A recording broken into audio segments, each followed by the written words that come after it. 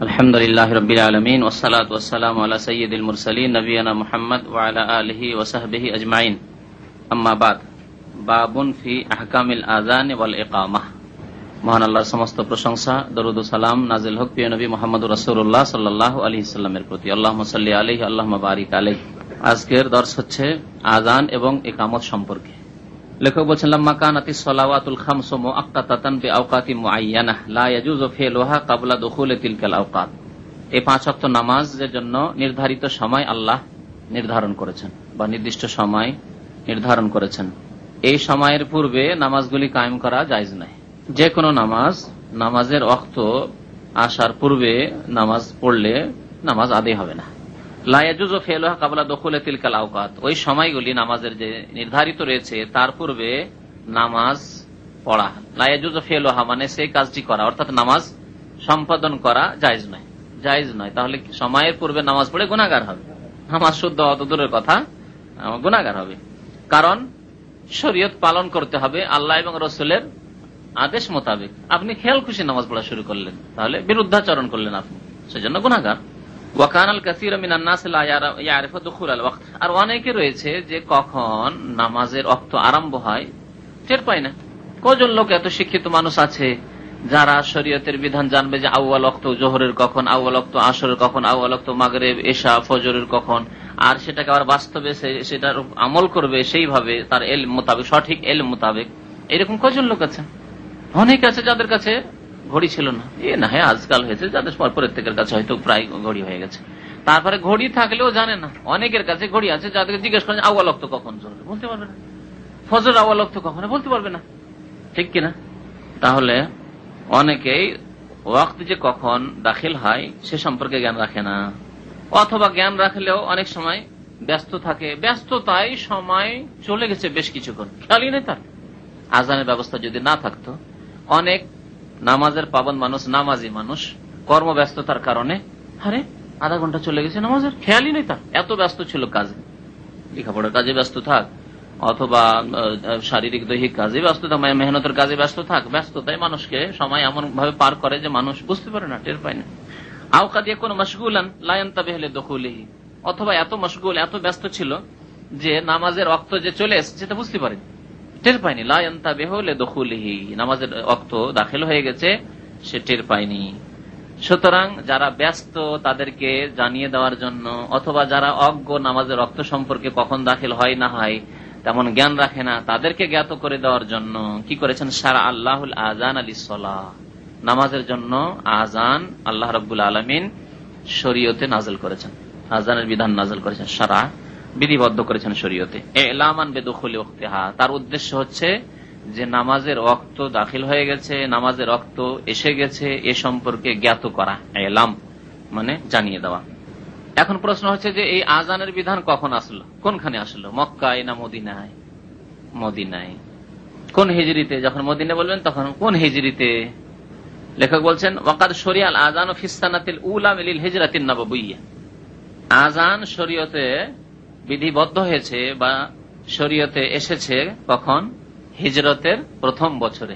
ফিস সানাতিল উলা, প্রথম বছরে, লিল হিজরাতিন নববিয়্যাহ, হিজরতে নববীর। কারণ হিজরত হচ্ছে কার হিজরত?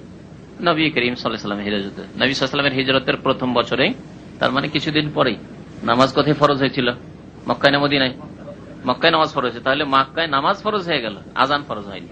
তো সাহাবায়ে কেরামদের জন্য যখন সময় সম্পর্কে অবগত হওয়া মুশকিল হয়ে পড়লো, যে কেমন করে সময় সম্পর্কে আমরা অবগত হব যে এখন জোহরের সময় হয়ে গেছে, এখন আসরের সময় হয়ে গেছে, আউয়াল ওয়াক্ত হয়ে গেছে, ঈশার সময় হয়ে গেছে, আউয়াল ওয়াক্ত হয়ে গেছে, ফজরের আউয়াল ওয়াক্ত হয়ে গেছে, মাগরিবটা না হয় সূর্য ডুবে গেছে, ঠিক আছে মাগরিব হয়ে গেছে, বুঝতে সহজে। কিন্তু অন্যগুলিতে তো এরকম অত সহজ নয়। তখন তারা আপোষে পরামর্শ করলেন, তাশাওয়ারু ফি নাসবি আলামাতিন লাহা, সাহাবায়ে কেরামরা আপোষে পরামর্শ করলেন যে নামাজের ওয়াক্ত জানার জন্য কি উপায় অবলম্বন করা যেতে পারে। তখন বিভিন্ন লোকের মত বিভিন্ন রকম, সাহাবায়ে কেরামদের নানা মত, নানা লোক নানা মত পেশ করলেন। কেউ বললেন যে উঁচু জায়গায় আগুন লাগিয়ে জ্বালিয়ে দিতে হবে, কাঠ লকড়ি জমা করে মাঠে উঁচু জায়গা থেকে আগুন জ্বালিয়ে দিতে হবে। আগুন জ্বালিয়ে দিলে ধোঁয়া দেখতে পাবে, আগুন দেখতে পাবে, আর উঁচু জায়গায় আগুনও দেখতে পাবে, না হলে কমপক্ষে ধোঁয়া দেখতে পাবে। তখন লোকজন ব্যাপার স্যাপার তো কিছু আছে, কি আছে, নামাজের ওয়াক্ত হয়ে গেছে। এই একটি পরামর্শ প্রস্তাব আসলো, বিভিন্ন প্রস্তাব। এই প্রস্তাবকে নাকচ কেন করা হলো এখানে উল্লেখ করেননি লেখক, সংক্ষেপে যেহেতু করেছেন কিতাব খুব সংক্ষেপে, কিন্তু হাদিসে রয়েছে অগ্নি পূজকদের সাদৃশ্যতা আর কাফেরদের সাদৃশ্যতা হারাম। অগ্নি পূজকরা আগুনের পূজা করে, আগুন জ্বালিয়ে পূজা করে, বছরকে বছর তাদের আগুন জ্বলতেই থাকে, ওই যে আগুনের পূজা করছে। ইরানি অগ্নি পূজকরা এইভাবে পূজা করত। কেউ পরামর্শ দিলেন যে না, বাঁশি বাজাতে হবে। কেউ পরামর্শ দিলেন বুক, নাকুশ আর বুকের কথা রয়েছে হাদিসে। একটা হচ্ছে বাঁশি, বাঁশি বাজার সম্পর্কে আবার এই প্রস্তাবকে নাকচ করা হলো এই জন্য যেহেতু নাকুশ নাসারা খ্রিস্টানরা বাজায়, হিন্দুদেরও বাঁশি বাজে, কিন্তু তাদের পাশাপাশি খ্রিস্টানরা বসবাস করতো, খ্রিস্টানদের নাকচ করা হলো। শঙ্খ, হ্যাঁ। আর বুক একটা ঘন্টা বাজানোর মতো, ঘন্টা বাজানোর মতো, কাঠের উপর বাজান আর বেলের উপরে বাজান, ঘন্টা বাজানোর মতো ঘন্টা বাজি, সেটাও নাকচ করে দেওয়া হলো, যেটা ইহুদিরা করে। এইভাবে ইহুদিদের কিছু রয়েছে, ইহুদিদের তরিকা কিছু রয়েছে, খ্রিস্টানদের তরিকা কিছু রয়েছে, অগ্নিপাজক মুশরিকদের তরিকা, এইভাবে সবগুলি নাকচ করা হলো। একজন বললেন যে উঁচু জায়গায় দাঁড়াবে কোন একজন গিয়ে মাঠের মধ্যে, পাহাড়ের কোন পাহাড়ে বা আশেপাশে, আর দাঁড়িয়ে চিৎকার করে বলবে আসসালাতু জামিয়া, সালাতু জামিয়া, নামাজের জন্য একত্রিত হয়ে যাও। এরকম একটা প্রস্তাব আসলো। এই প্রস্তাবটাকে পছন্দ করা হলো, ভালোই। এইরকম জল্পনাতে দিনটা কাটলো, বা সন্ধ্যাবেলা এরকম কিছু হলো, বিভিন্ন রকম প্রস্তাব আসলো। তারপরে রাত হলো, সাহাবায়ে কেরাম ঘুমিয়েছেন, নবী করিম সাল্লাল্লাহু আলাইহি ওয়াসাল্লাম ঘুমিয়েছেন। প্রায় 12 জন সাহাবায়ে কেরাম স্বপ্ন দেখেছিলেন। কিছু হাদিসের রিওয়ায়াতে রয়েছে যে 12 জন সাহাবায়ে কেরাম স্বপ্ন দেখেছিলেন। তার মধ্যে একজন সাহাবী যিনি হাদিস বর্ণনা করেছেন আজানের, তিনি ওই স্বপ্ন দেখার পরে সর্বপ্রথম এসে নবী সাল্লাল্লাহু আলাইহি ওয়াসাল্লামকে স্বপ্ন বয়ান করতে পেরেছিলেন। এই জন্য তার নামটি উল্লেখ হয়ে গেছে হাদিসে। তার নাম কি ছিল? আব্দুল্লাহ বিন যায়েদ। আব্দুল্লাহ বিন যায়েদ ছুটে এসেছেন, ভোর হয়েছে আর ছুটে এসেছেন, আর নবী করিম সাল্লাল্লাহু আলাইহি ওয়াসাল্লামের সাথে প্রথম এসে দেখা করেছেন। ইয়া রাসূলুল্লাহ, আমি এইরকম স্বপ্ন দেখছি। স্বপ্নে কি দেখেছেন তিনি? স্বপ্নে দেখছেন যে একজন লোক শঙ্খ কাঁধে করে নিয়ে যাচ্ছে, ফেরেশতারা এই দৃশ্য দেখাচ্ছে স্বপ্নের। তারপরে জিজ্ঞাসা করছেন আরেকজন যে কি করবে এটা? বলছে এটা দিয়ে আমরা নামাজ যে পড়তে হবে, নামাজের জন্য আমরা জানাবো লোকজনকে, নামাজের সময়ের জন্য জানাবো। তখন আবার আরেকজন উত্তর দিচ্ছে ফেরেশতা যে এটার কি প্রয়োজন, এটা না করে এই শব্দগুলি দ্বারা জানাও, উচ্চ স্বরে বলো আল্লাহু আকবার, আল্লাহু আকবার, এই করে যে আজানের শব্দগুলি আছে সবগুলি শুনিয়ে দিলে আজান, যে এগুলি করো।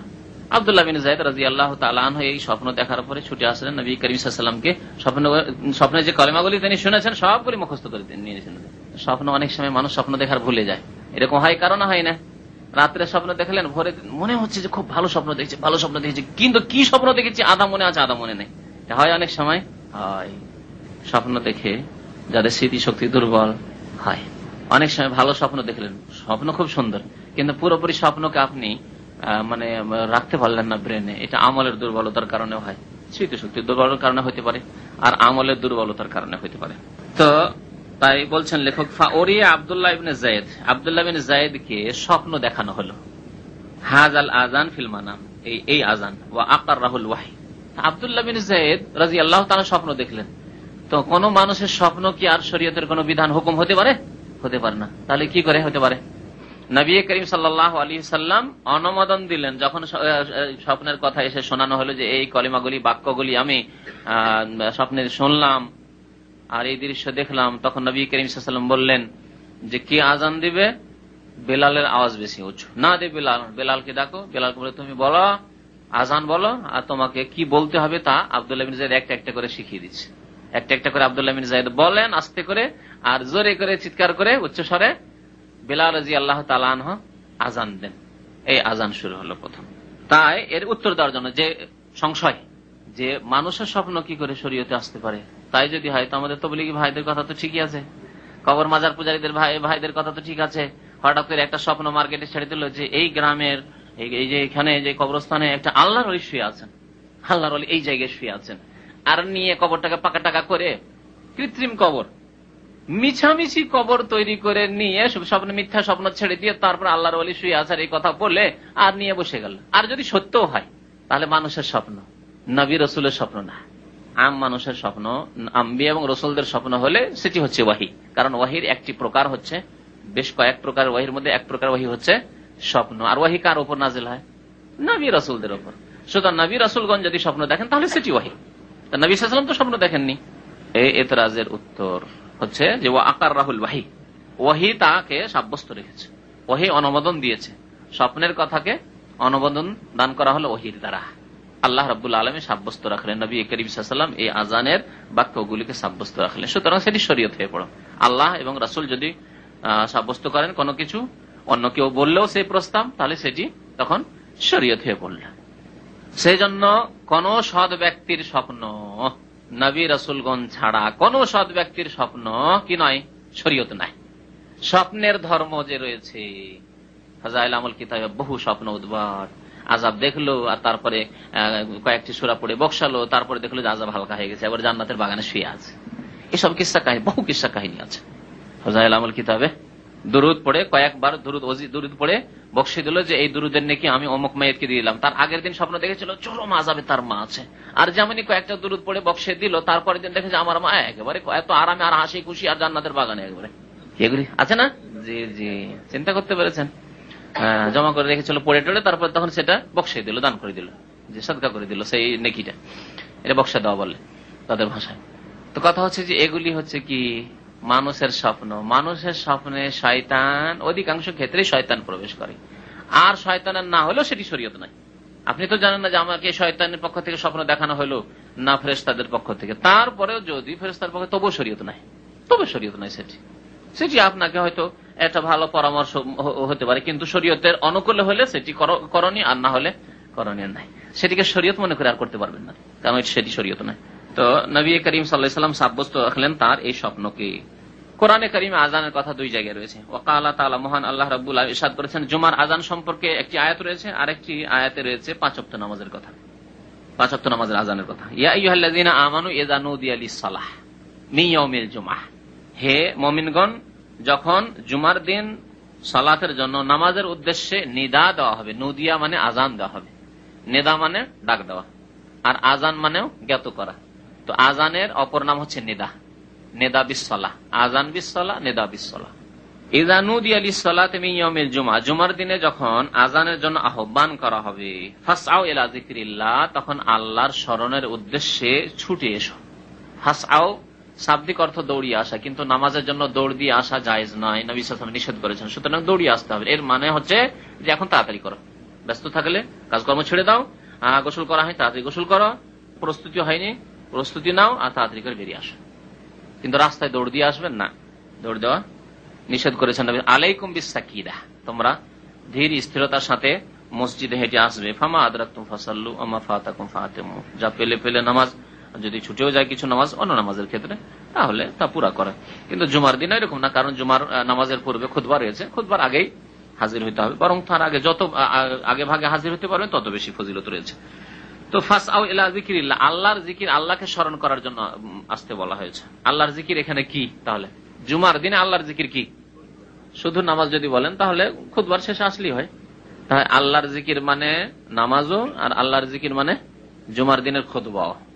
জুমার দিনের খুতবা শোনাও ওয়াজিব, যদি কোনো মাজুর কেউ না হয়, ওজোর নেই, ওজোর মানে সফর থেকে আসছে, দামামে ঢুকতে পারেনি, এখন বাস দামামের বাইরে আছে, তাহলে তার জন্য ওজোর আছে। দামামে ঢুকলে সেই সময় দেখছি যে এখন নামাজটা পাবো, খুতবা প্রায় শেষের দিকে, তো নামাজ পড়বে না জুমা?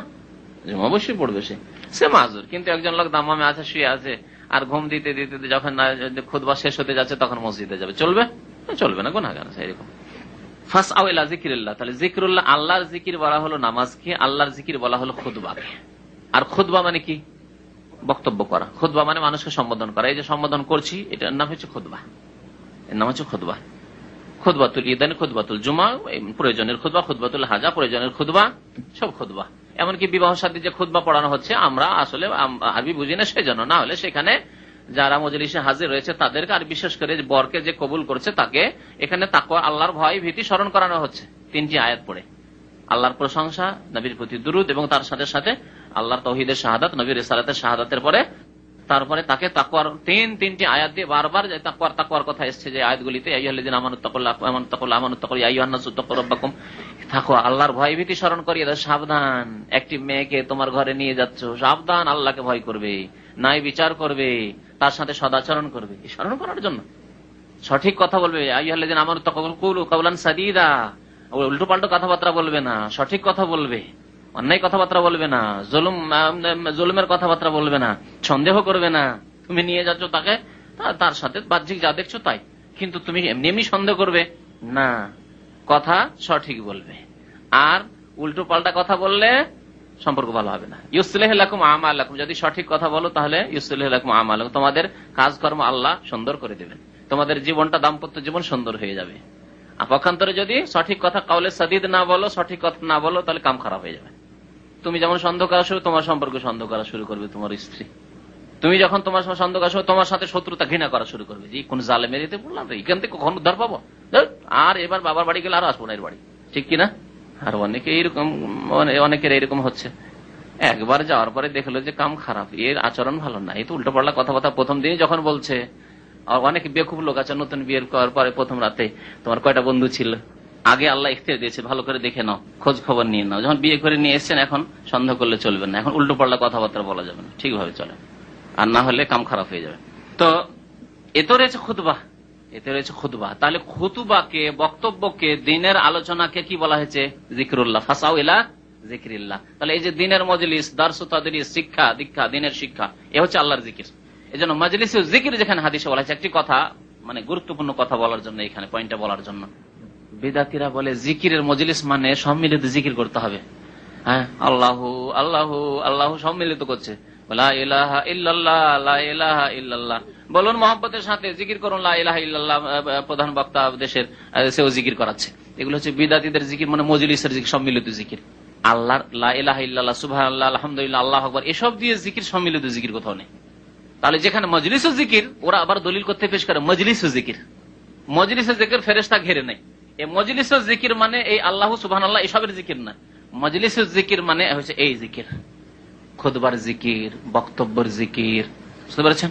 দিনের যেখানে আলোচনা হয়, আল্লাহর কথা আলোচনা হয়, কোরআনে তাফসীর হয়, হাদিসের ব্যাখ্যা হয়, ফিকহের পড়াশোনা হয়, সেগুলি হচ্ছে মজলিস জিকির, যেগুলিকে হাফাতুল মালায়েকা ওয়া গাশিয়াতুহুর রাহমা। কারণ আরেকটি হাদিসে রয়েছে, মাজতামা কওমুন ফি বাইতিন মিন বুয়ুতিল্লাহ ইয়াতলুনা কিতাবাল্লাহ ওয়া ইয়াদারাসুন, আল্লাহর কিতাব তারা তেলাওয়াত করে, পড়ে, আর এক অপরকে দর্শ দেয়, মানে তার তাফসীর করে, ব্যাখ্যা করে, কোরআন এবং হাদিসের ব্যাখ্যা তাফসীর করে, এই কথা বলেন হাফাতুল মালায়েকা। সেখানে বলা আছে ফেরেশতা ঘিরে নেই, আর রহমত ঢেকে নেই, আর তাদের উপর প্রশান্তি নাজিল হয়, নাযালাত আলাইহিমুস সাকিনা।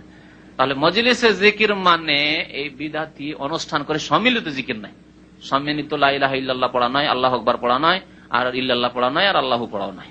এমনকি যদি পূর্ণাঙ্গ জুমলা দিয়েও মানে লা ইলাহা ইল্লাল্লাহরও জিকির করে আর সম্মিলিত জিকির করে, এটি বিদাত, এরকম নেই।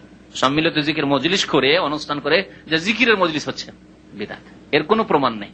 তাহলে মজলিস জিকির যে হাদিস আছে তার অর্থ হচ্ছে কোরআন সুন্নাহর আলোচনার জিকির, জুমার খুতবা, ঈদের খুতবা, এমনি বক্তব্য যেগুলি, কোরআনে তাফসীর, হাদিসের ব্যাখ্যা, ফিকহের দর্স, মাদ্রাসায় যে পড়াশোনা হচ্ছে, ক্লাস হচ্ছে, সেগুলো হচ্ছে মজলিসের জিকির, এগুলো হচ্ছে মজলিসের জিকির। এখানে বিভ্রান্ত করে, ভুল বুঝাবার চেষ্টা করে বিদাতি আলেমরা বিদাতিদেরকে বা মুসলিম সমাজকে, যে দেখো মজলিসের জিকির রয়েছে, মজলিসের জিকির নেই, মানে ওই জিকির যে প্রচলিত আমাদের জিকির, সেই জিকিরের মজলিস নেই। ফাসআউ ইলা যিকরিল্লাহ, তো আল্লাহর জিকিরের দিকে তোমরা ছুটে এসো, ওয়াজারুল বাইআ, আর তোমরা ব্যবসা বাণিজ্য ছেড়ে দাও, কেনা বেচা, ব্যবসা বাণিজ্য ছেড়ে দাও। ব্যবসা বাণিজ্যের জন্য ছাড়তে বলা হয়েছে, 21 অবস্থায় কি নাযিল হয়েছে, আয়াত নাযিল, সেই জন্য। এখন কেউ যদি শুধু এই ব্যবসা বাণিজ্য ছাড়া, যদি চাষি চাষ না ছাড়ে চলবে? মদিনায় যেই দিন এই আয়াত নাযিল হয় সেই দিন আসলে সামদেশ থেকে খাদ্যদ্রব্য এসেছিল, খাদ্যদ্রব্য খুব অভাব ছিল, সামদেশ থেকে আসলে লোক ছুটে যেত, আর সেখানে একেবারে মানে খাদ্যদ্রব্য অল্প আর খরিদ্দার বেশি, মানুষ বেশি, যার ফলে ছুটে যেত লোক, ভিড়ভাড় করতো, খেয়াল থাকতো না যে নামাজের সময় চলে যাচ্ছে, কারণ আজকে নিতে হবে, না হলে খেতে পাবো না, নাহলে খেতে পাবো না, ওই খেজুর খেয়ে পানি খেয়ে কাটাইতে হবে। গম আসতো শুধু সামদেশ থেকে, তো লোকেরা ছুটে চলে গেছিল। এমনকি জুমার একটি রিওয়ায়াতে রয়েছে, জুমার খুতবা, নবী সাল্লাল্লাহু আলাইহি ওয়াসাল্লাম জুমার খুতবায় ছিলেন, আর খবর পৌঁছে গেছে যে সামদেশ থেকে খাদ্যদ্রব্য মাল সামান চলে আসছে। মুনাফিকরা, তারপরে যে ইহুদিরা ছিল, তারা যদি শেষ থেকে তারা গিয়ে তো সব নিয়ে নেবে, তারা গিয়ে সব নিয়ে নেবে, মুসলমানরা পাবে না। ভাবলো যে খুতবা চলছে, চলে আসো, তাড়াতাড়ি করে কিনে চলে আসি। আল্লাহ রাব্বুল আলামিন আয়াত নাযিল করে দিলেন যে যখন আজান হয়ে যাবে, অর্থাৎ খুতবা শুরু হয়ে গেছে এখন, তখন ওয়াজারুল বাইয়া, কেনা বেচা চলবে না। তাহলে আজানের পরে, কোন আজানের পরে? এটি খুতবার সাথে যে আজান রয়েছে সেই আজানের পরে কেনা বেচা হারাম, সেই আজানের পরে কেনা বেচা হারাম, খুতবার আজানের পরে কেনা বেচা হারাম। আর যে প্রথম আজানটি রয়েছে, এই আজান যেহেতু নবী করিম সাল্লাল্লাহু আলাইহি ওয়াসাল্লামের জামানায় ছিল না, উসমান রাদিয়াল্লাহু তাআলা শুরু করেছেন প্রথম, সুতরাং এই আজানের পরে কেনা বেচার যে দোকানপাট বন্ধ করা, এটি ভালো, ভালো। এবং আলহামদুলিল্লাহ সৌদি আরব দেখেন ইসলামিক দেশ, যে প্রথম আজানের সাথে সাথে যে দোকান বন্ধ করে দেওয়া হয়েছে, যদি একটি মুস্তাহাব কাজ বন্ধ করে দেওয়া হয়েছে, এই জন্য সতর্কতামূলক। এখন বন্ধ না করলে বন্ধ করবে না, আবার ওই আজান পর্যন্ত থাকবে, তারপরে গোসল করতে যাবে, তো খুতবায় কখন পৌঁছবে। কিন্তু প্রয়োজনে ধরেন প্রথম আজান হয়ে গেছে 10:30টায়, আপনি রাস্তা দিয়ে যাচ্ছেন আর কোনো কিছু বিক্রি হচ্ছে, কিনতে পারবেন না। সবজির প্রয়োজন, আপনার আপেলের প্রয়োজন, আপনার অরেঞ্জের প্রয়োজন, রাস্তাতে দেখছেন মসজিদের বাইরে বিক্রি হচ্ছে, আর প্রথম আজান হয়েছে 10:30, 11:15 সময় যাচ্ছেন, আজান তো 10:30 এখানে হয়ে যায়, তাহলে কিনতে পারবেন না পারবেন না? পারবেন। জি, যদি হারাম হয়ে যেত তাহলে দোকান যেমন বন্ধ রাখা যাবে না, তেমন রাস্তা তো কিনতে পারবেন না।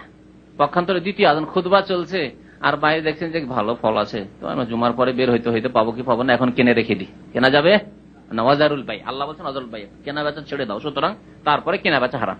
তারপরে জুমার দ্বিতীয় আজান বা যেটি আসল আজান, সেই আজানের পরে অর্থাৎ খুতবা আরম্ভ হয়ে গেছে, খতিব মেম্বারে চেপে গেছেন, তারপরে কোনো কিছু কেনাকাটা করা যাবে না, হারাম। সূরাতুল জুমা, সূরা জুমা আয়াত নম্বর 9। ওয়াকালা তাআলা, মহান আল্লাহ রাব্বুল আলামিন আরো ইরশাদ করেছেন, ওয়াইদা নাদাইতুম ইলাস সালাহ, যখন তোমরা নামাজের জন্য আহ্বান করো, তোমরা যখন নামাজের জন্য আহ্বান করো, তাহলে আহ্বানের কথা আল্লাহ বললেন। ইত্তাখাযুহা হুজওয়া, তখন মুনাফিকরা ঠাট্টা করে, আজানকে নিয়ে ঠাট্টা করে। কাফের বা মুনাফিকরা এরা আজানকে নিয়ে ঠাট্টা করে। দেখেন আজান হলে কষ্ট হয়। আজকে বাংলাদেশে এরকম মনে হয়, বলছে যে এই শব্দ দূষণ বলছে না, কি বলছে? ও আস্তাগফিরুল্লাহ, আস্তাগফিরুল্লাহ। জি, এটা মুরতাদের কথা। পশ্চিম বাংলায় কলকাতায় হিন্দুরা আন্দোলন চালিয়েছে, সরকার আজান ফজরে দিতে দেবে না, কারণ শব্দ দূষণ হচ্ছে। আজান হওয়াতে কি হচ্ছে? শব্দ দূষণ হচ্ছে। ঘুমের তো ডিস্টার্ব হচ্ছে, ফজরে ওটা হচ্ছে, কিন্তু এমনি তো শব্দ দূষণ নাকি হয়ে যাচ্ছে। মাত্র 2 মিনিট থেকে 2.5 মিনিটও লাগে না আজান হইতে, মানে 1-1.5 মিনিটই আজান হয়ে যায়। আমাদের দেশের আজানও তো এরকমই, শহরের আজান আল্লাহু আকবার আল্লাহু আকবার আজান, যাই হোক লম্বা করে দিল 2 মিনিট 3 মিনিটের ব্যাপার, সেই আজানে নাকি কাফেরদের দেশের শব্দ দূষণ হয়ে যাচ্ছে, মুরতাদদের কাফেরদের। পক্ষান্তরে 3 দিন 4 দিন ধরে ঢোল ঢাক বাজছে আর গান বাজনা হচ্ছে, মাইকে গান বাজনা মানে ফাটিয়ে ফেলে দিচ্ছে, তাতে শব্দ দূষণ হয় না, তাতে শব্দ দূষণ হয় না, যাতে ঘুম হারাম করে দিচ্ছে সারা রাত ধরে। আর একটানা রাত দিন সমান করে দিয়ে গান বাজনা এত জোরে হচ্ছে যে ঘুমানো মুশকিল, কি হিন্দু কি মুসলিমের, তাতে শব্দ দূষণ হয় না কাফেরদের। আজানের বিরুদ্ধে কেস করেছে হাইকোর্টে, যে আজান দেওয়ানো যাবে না মাইকে, মুসলমান আজান দিতে পারবে না। আর আমি তো যেতে পারিনি, কিন্তু শুনলাম লোক মুখে নাকি যে মাইক উপরে রেখে আজান দিতে দিচ্ছে না, মাইক নামিয়ে দিয়েছে। ওয়াকালা তাআলা, মহান আল্লাহ বলেন, ওয়াইযা নাদাইতুম ইলাস সালাহ, তাহলে কাফের মুনাফিক তাদেরকে কষ্ট লাগে আল্লাহর নাম উচ্চারিত হলে। আল্লাহু আকবার বললে আসলে শয়তান পালিয়ে যায়, যে শয়তান পালায় না, হাদিস আছে, আজান হলে শয়তান পালাতে থাকে, তো শয়তানকে তো কষ্ট হবে, শয়তানকে তো কষ্ট হবে, তো মানুষ শয়তানকে কষ্ট হয়। যেমন জিন শয়তানকে কষ্ট হয় তখন পালাইতে শুরু করে, যত দূর পারে পালায় যাতে করে আর কানে আওয়াজ না আসে, তেমনি মানুষ শয়তানকে আল্লাহু আকবার আল্লাহ মহান এই কথা শুনলে কষ্ট হয়, কিন্তু গান বাজনা শুনলে কষ্ট হয় না। বাদ্যযন্ত্রের আওয়াজ তাদের ঘুমে ডিস্টার্ব করে না, আর শব্দ দূষণ করে না তাদের। ওয়াকুল্লু মিনাল আযান ওয়াল ইকামাতি লাহুমা আলফাজুন মাখসুসা মিনাজ যিকর, আযান এবং ইকামতের প্রত্যেকটির কি রয়েছে? বিশেষ বিশেষ আলফাজ রয়েছে, শব্দ রয়েছে, জিকিরের শব্দ রয়েছে, যেগুলি আযানে ইকামতে উল্লেখ করতে হবে। আর সেই জিকিরগুলি বা সেই শব্দগুলি যে আল্লাহ রাব্বুল আলামিন দিয়েছেন, সেগুলি অত্যন্ত ব্যাপক অর্থপূর্ণ, ব্যাপক অর্থপূর্ণ। ওয়া হুয়া কালামুন জামিউন লিআকিদাতিল ঈমান, এবং সেই বাক্যগুলি ঈমানের যে আকীদা রয়েছে, বিশ্বাসের যে আকীদাগুলি রয়েছে, এই ঈমানের আকীদার ক্ষেত্রে অত্যন্ত ব্যাপক। লেখক একটু আলোচনা করেছেন এই সম্পর্কে। ফাউয়ালুহুমা, আযান ইকামতে প্রথম কি বলতে হয়? আত-তাকবীর, প্রথম কি বলতে হয়? তাকবীর, আল্লাহু আকবার বলতে হয় না? আল্লাহু আকবার মানে আল্লাহ সবকিছুর চাইতে বড়, আল্লাহু আকবার মিন কুল্লি শাই, আল্লাহু আকবার মানে আল্লাহ সবকিছুর চাইতে, সবার চাইতে বড়, এই আকীদা। তাহলে আল্লাহর সামনে আর আমাদের কিছুই নেই, না আনুগত্যের ক্ষেত্রে, না ইবাদতের ক্ষেত্রে, না ভয় করার ক্ষেত্রে, না আশা আকাঙ্ক্ষা রাখার ক্ষেত্রে, সব আকীদা ঢোকানো রয়েছে আল্লাহু আকবার। না কুদরতের ক্ষেত্রে, না ক্ষমতার ক্ষেত্রে, যখন আল্লাহর কুদরতের কাছে কত অসহায়, যে যখন ভূমিকম্প হচ্ছে কত অসহায়, সুনামি হলো কত অসহায়, স্পষ্ট যে মানুষ যে কত অসহায়, মানুষের শক্তি, পৃথিবীর শক্তি যে কত অসহায়। ওয়া হুয়া ইজলালুল্লাহ আযজা ওয়া জাল্লা, এই তাকবীরে রয়েছে আল্লাহ রাব্বুল আলামিনের বড়ত্ব, বড়ত্ব এর ঘোষণা, আল্লাহ যে মহান এর ঘোষণা রয়েছে। আর তাতে রয়েছে কি সুম্মা ইসবাতুল ওয়াহদানিয়াতে লিল্লাহি আযজা ওয়া জাল্লা, তারপর আশহাদু আল্লা ইলাহা ইল্লাল্লাহ, সাক্ষ্যদান করছেন কিসের? আল্লাহর ওয়াহদানিয়াত, একত্ববাদের সাক্ষ্য দান করেছেন। ওয়া ইসবাতুর রিসালাতি লিনবিয়িনা মুহাম্মাদিন সাল্লাল্লাহু আলাইহি ওয়াসাল্লাম বিশহাদাতাইন, এবং নবী মুহাম্মদ সাল্লাল্লাহু আলাইহি ওয়াসাল্লামের রিসালাতেরও সাক্ষ্য দান করেছেন আশহাদু আন্না মুহাম্মাদান রাসূলুল্লাহ, আশহাদু আন্না মুহাম্মদ রাসূলুল্লাহ বলে সাক্ষ্য দান করেছি যে মুহাম্মদ সাল্লাল্লাহু আলাইহি ওয়াসাল্লাম আল্লাহর রাসূল। আশহাদু আন্না মুহাম্মাদার রাসূলুল্লাহ বলে আমরা রাসূলুল্লাহ সাল্লাল্লাহু আলাইহি ওয়াসাল্লামের সাক্ষ্য দান করছি রিসালাতের। তাহলে দেখেন, আল্লাহর বড়ত্ব বয়ান করলাম, মহত্ব বয়ান করলাম, আল্লাহ রাব্বুল আলামিনের ওয়াহদানিয়াতের একত্ববাদের ঘোষণা করলাম, আল্লাহ রাসূল সাল্লাল্লাহু আলাইহি ওয়াসাল্লামের রিসালাতের যে তিনি যে রাসূল, আল্লাহর মাঝে আমাদের মাঝে তিনি যে মাধ্যম আল্লাহর বিধান পৌঁছে দেওয়ার জন্য, আল্লাহর বিধান তার মাধ্যমেই শুধু নিতে হবে, অন্য কোনো উৎস থেকে নেওয়া যাবে না, এর ঘোষণা আমরা করছি। সুম্মা দুআ ইলা সালাত আল্লাতী হিয়া আমুদুল ইসলাম, তারপরে এমন একটি ইবাদত নামাজের জন্য আহ্বান করা যেটি হচ্ছে ইসলামের মূল স্তম্ভ। হাইয়া আলাস সালাহ, হাইয়া মানে এসো, আলাস সালাহ মানে নামাজের উদ্দেশ্যে, নামাজের জন্য, নামাজের উদ্দেশ্যে এসো, হাইয়া আলাস সালাহ। আসলে হাইয়া আলাস সালাহ, কিন্তু আমাদের দেশের মানুষরা হাইয়া আলাস সালাহ বলে, হাইয়া লাস সালাহ নয়, হাইয়া আলাস সালাহ।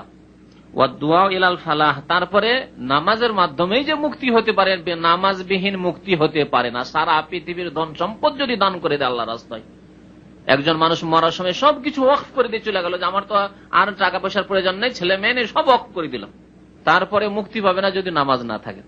এই জন্য তারপরে আহ্বান রয়েছে হাইয়া আলাল ফালাহ, এসো মুক্তির জন্য, ফালাহ সার্বিক কল্যাণের জন্য। সার্বিক মঙ্গল রয়েছে একমাত্র নামাজে, নামাজ ছাড়া কোনো মঙ্গল হতে পারে না। ওয়াহুয়াল ফওজ ওয়াল বাকা, ফালাহ কাকে বলে? ফওজ মানে সফলতা। আর ওয়াল বাকাও ফিন নাইমিল মুকিম, স্থায়ী নিয়ামতে অবস্থান করা, স্থায়ী আল্লাহর নিয়ামতে অবস্থান করা। স্থায়ী নিয়ামত হচ্ছে কি? জান্নাত। জান্নাত ছাড়া কোনো স্থায়ী নিয়ামত আছে? হ্যাঁ, বলছেন না যে জান্নাত ছাড়া কোনো স্থায়ী নিয়ামত আছে? দুনিয়ার কোন নিয়ামত, ধন সম্পদ, গাড়ি বাড়ি, নারী স্ত্রী ছেলে মেয়ে স্থায়ী আছে? স্থায়ী নয়, হয় আপনার আগে চলে যাবে, নয় আপনাকে তাদের আগে চলে যেতে হবে, সব অস্থায়ী। সুম্মা ইয়াখতিমুহু বিতাকবীরিল্লাহি ওয়া ইজলালিহি, তারপরে নামাজ আজান শেষ করছেন কি দিয়ে? হাইয়া আলাল ফালাহর পরে আবার বললেন আল্লাহু আকবার, আল্লাহু আকবার বললেন, শেষখানে কি বললেন? লা ইলাহা ইল্লাল্লাহ।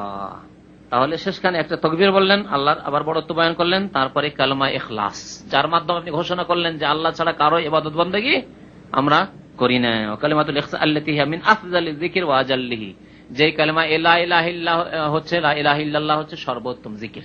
এই কালেমা লা ইলাহা ইল্লাল্লাহ সর্বোত্তম জিকির, যেমন নবী সাল্লাল্লাহু আলাইহি ওয়াসাল্লাম হাদিস বলেছেন আফযালু যিকর লা ইলাহা ইল্লাল্লাহ, সর্বোত্তম জিকির হচ্ছে আল্লাহ ওয়াহদানিয়াত একত্ববাদের ঘোষণা করে, কালেমা লা ইলাহা ইল্লাল্লাহ পাঠ করে।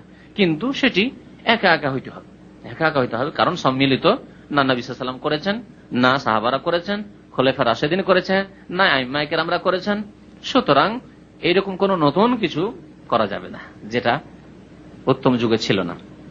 আর এই লা ইলাহা ইল্লাল্লাহ এত ওজনসই, কাল কিয়ামতে দাঁড়ি পাল্লায় হাসরের মাঠে, যে নবী সাল্লাল্লাহু আলাইহি ওয়াসাল্লাম একটি হাদিসে রয়েছে, সেই হাদিসটার দিকে ইঙ্গিত করেছেন, ওয়াল্লাতী লাউ ওযানাত বিস সামাওয়াতি ওয়া আমিরিহিন্না, যদি এই কালেমা লা ইলাহা ইল্লাল্লাহকে এক পাল্লায় রাখা হয়, আর 7 আকাশ এবং 7 আকাশ আবাদকারী অর্থাৎ অসংখ্য যে ফেরেশতাগণ রয়েছেন তারা, গায়রাল্লাহ, আল্লাহ ছাড়া, আর ওয়াল আরাযিন নাসাব, 7 জমিন ও আমিরহুন্না, এবং 7 জমিনকে যে আবাদকারী যত জীবজন্তু মাখলুকাত রয়েছে, সমস্ত সৃষ্টি, কত সৃষ্টি রয়েছে চিন্তা করুন তো।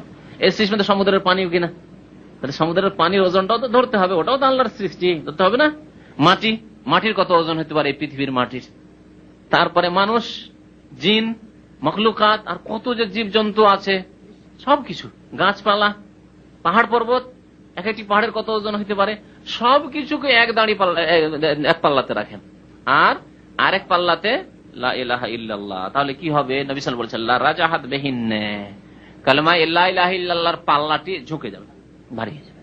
কেন? লি এজামিহা, এই কালেমার মহত্বের কারণে, এজাম আজিম হওয়ার কারণে, হ্যাঁ মহত্বের কারণে, ওয়াফাজলিহা, এবং এর ফজিলতের কারণে। ওয়াকাদ জাআত আহাদিসু ফি ফাযিল আযান, আজানের ফজিলত সম্পর্কে বেশ কিছু হাদিস এসেছে, আজানের ফজিলত, আজানের শব্দেরও, এবং আজান যে দেবে বিশেষ করে তার ফজিলত কথা। একটি হাদিস রয়েছে, আন্নাল মুয়াজ্জিনিন আতওয়ালুন নাসি আনাকান ইয়াউমাল কিয়ামা, মুয়াজ্জিনরা কিয়ামতের মাঠে সবচাইতে উঁচু হবে। আতওয়ালুন নাসি আনাক মানে তাদের গর্দন আছে, এটা খুব উঁচু হবে, মানে তারা উঁচু হবে এর কথায়। ওয়াল আযান ওয়াল ইকামাত ফারযু কিফায়াতিন, আযান এবং ইকামত হচ্ছে ফরজে কিফায়া। ফরজে কিফায়া মানে কি? দিতে হবে না দিতে হবে না? দিতেই হবে, সবাইকে দিতে হবে। তাহলে প্রত্যেক গ্রামে আযান হইতে হবে, ইকামত হইতে হবে। আযান যদি গ্রামে না হয় তাহলে গোটা গ্রামের লোক গুনাহগার। ফরজুল কিফায়া মা ইয়ালজামু জামিআল মুসলিমিনা ইকামত, ফরজে কিফায়া কাকে বলে? যে সারা পৃথিবীর সমস্ত মুসলমানকে তা কায়েম করতে হবে, সারা পৃথিবীর সমস্ত মুসলমানদের ওপর কায়েম করা জরুরি। ফায়দা কামা বিহি মান ইয়াকফি, তবে যদি কিছু লোক এই বিধানটি কায়েম করে দেয় তাহলে সাকাতাল ইসমু আনিল বাকিন, তো অবশিষ্ট বাকি লোকদের গুনাহ মাফ হয়ে গেল, তাদের আর গুনাহ থাকলো না, তাদের উপর থেকে গুনাহ নেমে গেল। এই যে দায়িত্ব ছিল এই দায়িত্ব তাদের উপর থেকে নেমে গেল। তারপরে বলছেন ওয়াহুমা মিন শাআইরিল ইসলামি যাহিরা, আযান হচ্ছে ইসলামের সুস্পষ্ট একটি নিদর্শন। শাআইর বলা হয় নিদর্শনকে, লক্ষণ, যে ইসলাম আছে এই গ্রামে, এই শহরে, এই দেশে, আযানের মাধ্যমে জানা যায়, ঠিক কিনা? উদাহরণস্বরূপ ধরে নেন একটি শহর, যে কোনো একটি শহর নিয়ে নেন দেশের, সেই শহরে যদি আযান না হয় তাহলে কি বোঝা যাবে যে এটি মুসলমানদের শহর? কোন একদিনের জন্য আল্লাহ না করে কোন মুসলিম শহরে, ঢাকায় আযান হলো না, তাহলে কি বোঝা যাবে? একটা নতুন লোক সেই দিনই বিমানবন্দর থেকে নেমে শহরে এসছে, 5 ওয়াক্ত থাকলো সে হোটেলে, একবারও আযান শুনতে পেল না, কি বুঝতে পারবে যে এখানে মুসলমান আছে? তো এটি হচ্ছে মিনাশ শাআইর আল যাহিরা, শাইরা বলা হয় ইসলামের নিদর্শনকে। তো এটি হচ্ছে প্রকাশ্য নিদর্শন বা লক্ষণ, শাইরা। শায়ের আল্লাহ রাব্বুল আলামিনের বহু ইবাদত বন্দেগী শায়ের বলে। ইন্নাস সাফা ওয়াল মারওয়াতা মিন শাআইরিল্লাহ, কোরআন আল্লাহ বলেন সাফা মারওয়াকে আল্লাহর নিদর্শন বলা হয়েছে। এই সাফা মারওয়া মাঝে সাই করা এটি হচ্ছে নিদর্শন, যার মাধ্যমে বোঝা যাচ্ছে যে হ্যাঁ হাজিরা হজ করছে, ওমরাকারীরা ওমরা করছে, এই চলতে আছে, সাই চলতে আছে 24 ঘন্টা, তার মানে ওমরা চলতেই আছে। যদি 1 ঘন্টার জন্য সাই বন্ধ হয়ে যায় তাহলে কি ভাবা যাবে যে আজকে ওমরার লোক নেই, ঠিক না? তাহলে ওই রকমের যদি কোনো একদিনের জন্য কোন শহরে আযান বন্ধ হয়ে যায় তাহলে সেখানে মুসলমান নেই, আযান হচ্ছে না, মুসলমান নেই। এই জন্য নবী করিম সাল্লাল্লাহু আলাইহি সাল্লাম কোন এলাকায় জিহাদের জন্য গেলে ফজরের পূর্বে পৌঁছিতেন এবং অপেক্ষায় থাকতেন, আযান হচ্ছে না। যদি আযান হতো আমসাক, তাহলে ভেবে নিতেন যে এখানকার লোকেরা মুসলমান হয়ে গেছে, তাদের রক্ত জানমালের হেফাজত তারা করে নিয়েছে, সুরক্ষিত, তারা মুসলিম। আর যদি আযান না হতো তাহলে ভাবতেন যে এগুলি অমুসলিম কাফের এলাকা, কাফের হারবি, সবসময় এরা ষড়যন্ত্র ইসলামের বিরুদ্ধে লেগে আছে, সুতরাং তাদের বিরুদ্ধে তখন নবী করিম সাল্লাল্লাহু আলাইহি সাহাবায়ে কেরামদেরকে আক্রমণের আদেশ দান করতেন। তাহলে মুসলিম হয়ে যদি গ্রামের লোক নামাজ না পড়ে, মসজিদে আযান না হয়, ইকামত না হয়, জামাত না হয়, এক শ্রেণীর লোকেরা আমাদের দেশে ঘরে ঘরে নামাজ পড়ে, নিজের বাসাতে বাড়িতেই নামাজ পড়ে। বিশেষ করে শহরের লোকেরা অনেকে আছে যারা নামাজ পড়ে কিন্তু ঘরে নামাজ পড়ে না, তাহলে এরা এই শাইরা বা শায়ের যে আছে আযান, ইকামতের, জামাত একটি ইসলামের নিদর্শন, লক্ষণ প্রকাশ করলো না, জাহির করতে হবে, এগুলি জাহির করতে হবে। ওয়াহুমা মাশরুআন ফি হাক্কির রিজালি হাযারান ওয়া সাফারান লিসসালাওয়াতিল খামস, আর এই আযান দিতে হবে 5 ওয়াক্ত নামাজের জন্য। পুরুষদের ক্ষেত্রে শরীয়তে বিধিবদ্ধ করা হয়েছে, মাশরু মানে শরীয়ত সম্মত, শরীয়তের আদেশ হাজারে অর্থাৎ মুকিম ব্যক্তির জন্য এবং মুসাফির ব্যক্তি সাফারান সফরেও। তাহলে শুধু মুকিমে আযান দিবে আর মুকিম লোকেরা যারা বাড়িতে অবস্থান করেছে তারা আযান দিবে আর মুসাফির আযান দেবে না তা নয়, মুসাফির সফরে আছে সেখানে আযান দেবে, যেখানে আপনি জামাত করছেন। এমনকি জামাত যদিও না হয় তবু আযান দেওয়া উচিত। জামাত নেই হয়তো একজন দুজন হলেই তো জামাত হয়ে যায়, কিন্তু একা থাকলেও নবী করিম সাল্লাল্লাহু আলাইহি ওয়াসাল্লাম আযান দিতে বলেছেন। আর আযানের যে ফজিলত গুলি আছে সে ফজিলত একা থাকলেও হাসিল করবে, যদিও আযানের একটি উদ্দেশ্য হচ্ছে লোকজনকে জ্ঞাত করা, আর আশেপাশে কোনো জনবস্তি নেই আর আপনি একাই সফর করছেন, এই উদ্দেশ্য হাসিল না হলেও আরো যে বহু উদ্দেশ্য আছে সেগুলি হাসিল হবে। আযানের ফজিলত, মুয়াজ্জিনের ফজিলত গত সপ্তাহে বলেছি, কিয়ামতের মাঠে সবচাইতে উঁচা ব্যক্তি হবে মুয়াজ্জিন, এই ফজিলত হাসিল করলো যদিও সে একা মুয়াজ্জিন। তাহলে মাঠে আপনি চাষের মাঠে আছেন, আমরা এরকম দেখেছি, হাওয়া খেতে গিয়ে মাদ্রাসা যখন পড়াশোনা করতাম মাঠে হাওয়া খেতে বিকালবেলা বেরিয়ে গেছি, মাগরিব নামাজটা ওইদিকে পড়লাম, ওস্তাদ ছাত্র সব আছে নামাজ পড়লাম, বা একা অনেক সময় একাই থাকতে পারে, একাই হয়তো ঘুরতে চলে গেছে, মাঠে কোনো লোক নেই, সব কাজকর্ম সেরে গ্রামে চলে গেছে, আপনি একাই আছেন, তাহলে এখানে আযান দিতে হবে। আযান দিলে আপনি ওই মুয়াজ্জিনের ফজিলত হাসিল করলেন, এক।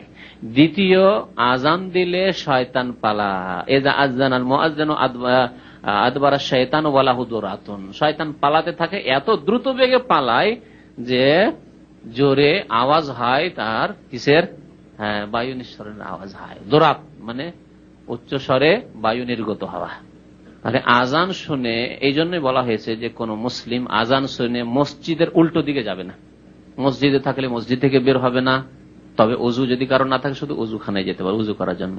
কিন্তু আজান হচ্ছে আর মসজিদ থেকে বেরিয়ে যাচ্ছে, একটু কাজ করে আসি, মসজিদের পাশে আছে, মসজিদের উল্টো দিকে যাচ্ছে, মসজিদ এইদিকে যাচ্ছে উল্টো দিকে, হ্যাঁ এইদিকে মসজিদ থাকলে ঠিক আছে, কিন্তু মসজিদ যদি আশেপাশে না থাকে তাহলে মসজিদের উল্টো দিকে যাবে না।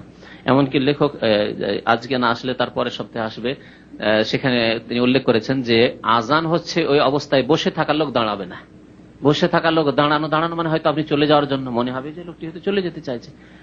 আজান হলে শয়তান পালায়, আর পালালে একটি লোক বসে থাকে, যদি পালাতে শুরু করে তাহলে প্রথম দাঁড়াবে, তাহলে শয়তানের সাদৃশ্যতা হয়ে যাচ্ছে। সেই জন্য বসে থাকা অবস্থায় আজান কানে আসলে বসে আজানটা শুনেন, দাঁড়াবেন না। দাঁড়িয়ে আছেন তাহলে বসবেন না, মসজিদে বিশেষ করে যেহেতু তাহিয়াতুল মসজিদ পড়ার ব্যাপার আছে, তাহলে আজানটা শুনে নেন, আজানের জবাব দিয়ে দেন, তারপরে তাহিয়াতুল মসজিদ পড়ে বসেন।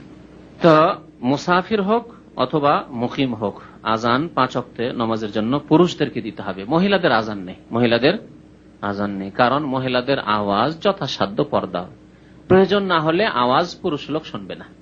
প্রয়োজন না হলে বললাম, কারণ কখনো কখনো প্রয়োজন হয়, তখন আওয়াজ শোনাতে হবে। আপনার বাড়িতে এসে বেল দিয়েছে অথবা নক করছে বা ডাক দিচ্ছে, ভাই আছেন কি, ভাই আছেন কি, ভাই আছেন, গ্রামে এরকমই ডাক দেয়। আর যে সব সমাজে পর্দায় নেই তাদের তো আর ডাক হাঁক দেওয়ার ব্যাপার সব নেই, সরাসরি ঢুকে পড়লো ওর বিটের ঘরে। বড় আফসোসের বিষয়, মুসলিম সমাজে এরকম দৃশ্য খুব বেশি, তাই না, নাকি? তো যাই হোক, উচিত হবে ডাক দেওয়ার। তো ডাক দিচ্ছে, বাড়িতে কোনো পুরুষ লোক নেই, মহিলা আছে, তো মহিলা কি বলবে না বাড়িতে নেই, কথা বলবে না? বেল শুনে, নখ শুনে বা আওয়াজ শুনে বলবে যে বাড়িতে লোক নেই।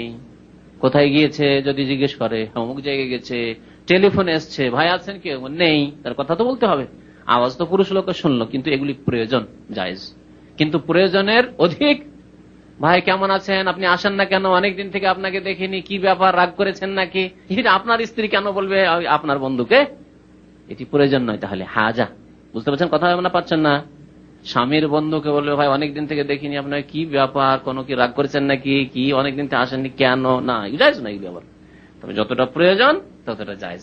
আজান দেওয়া মহিলাদের ক্ষেত্রে প্রয়োজন নেই, সুতরাং আজান মহিলাদের জামাতের জন্য আজান, শুধু মহিলাদের কোথাও যদি জামাত হয় আজান নেই তাদের।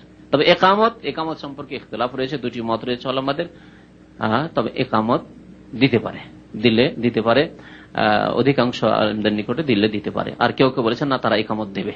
এই ক্ষেত্রে যে হাদিসগুলি রয়েছে, কেউ কেউ আপত্তি করেছেন, যারা আপত্তি করেছেন তারা বলছেন না, দেওয়া যাবে না বা দেওয়া জরুরি নয়।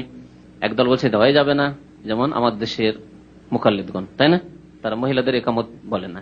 আর একদল বলছে দেওয়া জায়েজ আছে কিন্তু জরুরি ওয়াজিব নয়। আর একদল বলছে না, মহিলাদেরকে একামত দিতে হবে, কারণ একামতের ব্যাপারটি বাইরে আওয়াজ পৌঁছবে না। একামতের আওয়াজ এমন আওয়াজ, এটি ভিতরে হয়তো মহিলারা নামাজ পড়বে, বাড়ির মহিলারা ঘরের ভিতরে, বাইরে আওয়াজ যাবে না। তো এইভাবে একামত দিবে। তো আল্লাহু আলাম, একামত মহিলাদের দেওয়া উচিত, কিন্তু আজান নাই।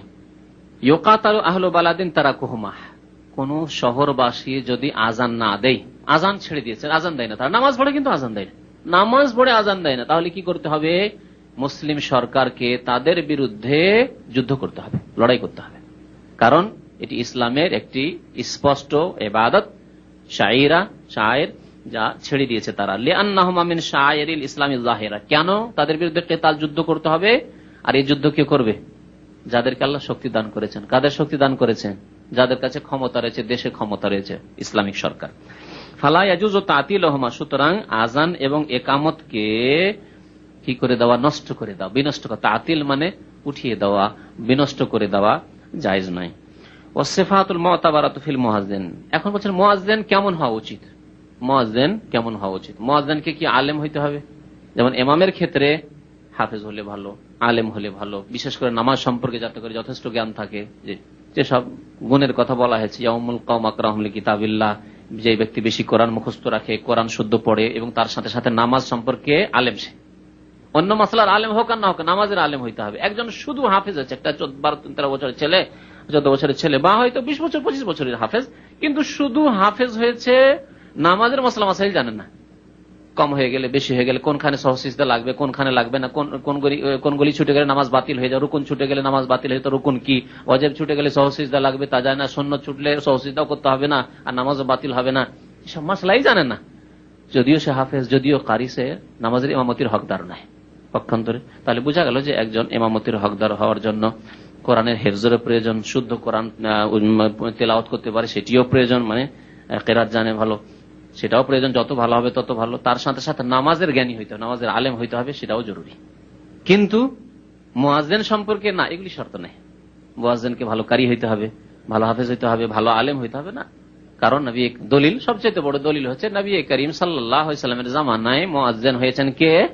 বেলাল রাদিয়াল্লাহু তাআলা আনহু। আর বেলাল চাইতে কত জ্ঞানী গুণী সাহাবায়ে কেরাম, সাবেকিন, আউয়ালিন, মুহাজিরিন, আনসার, আশরা মুবাশশারা, বদরি সাহাবী, ওহদে হাজির হওয়া সাহাবী, খন্দকের সাহাবী, হুদাইবিয়ার সন্ধিতে যারা হাজির হয়েছেন, যারা মক্কা বিজয়ের পরে অনেকেই ছিলেন, তাদেরকে নবী সাল্লাল্লাহু আলাইহি ওয়াসাল্লাম মুয়াজ্জিন নিযুক্ত করেননি। সেসব দেখে যে আবু বকর বেশি হক রাখে, ওমর বেশি হক রাখে, উসমান আলী বেশি হক রাখে, ওসামা বেশি হক রাখে, এই কথা তো বলেন নবী করিম সাল্লাল্লাহু আলাইহি ওয়াসাল্লাম। বেলালকে ডেকেছেন, তাহলে কি লক্ষ্য করেছেন বেলালের দিকে? যে বেলালের আওয়াজ কি ছিল? বেশি উঁচা ছিল, উচ্চ স্বরে তিনি আওয়াজ দিতে পারতেন।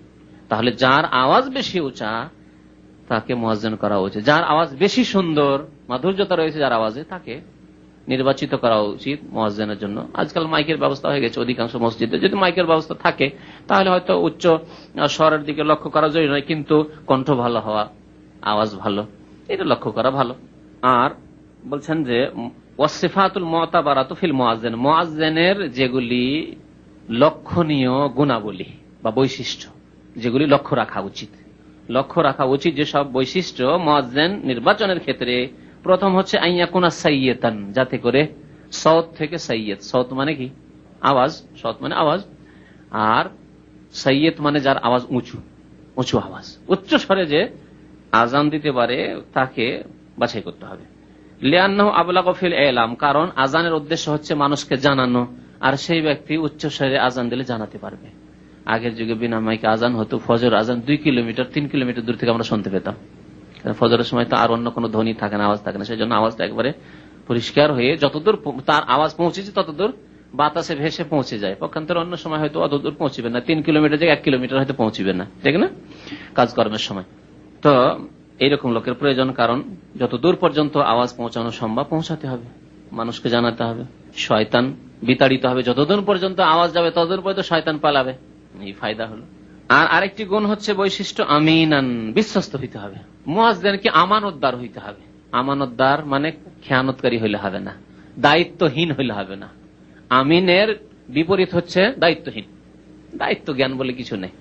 অনেকে আছে একটা দায়িত্ব দিয়ে দেন, দায়িত্ব নিয়েছে তখন সুন্দর করবে, নেইনি কিন্তু যখন জবরদস্তি করে তাকে দেওয়া হলো, নিয়েছি তখন কাজ আমাকে সুন্দর করে করতে হবে। এটি হচ্ছে আসলে উচিত কাজ, যে আপনাকে একটি দায়িত্ব দেওয়া হয়েছে, কাজ ভালো করে করবেন আপনি।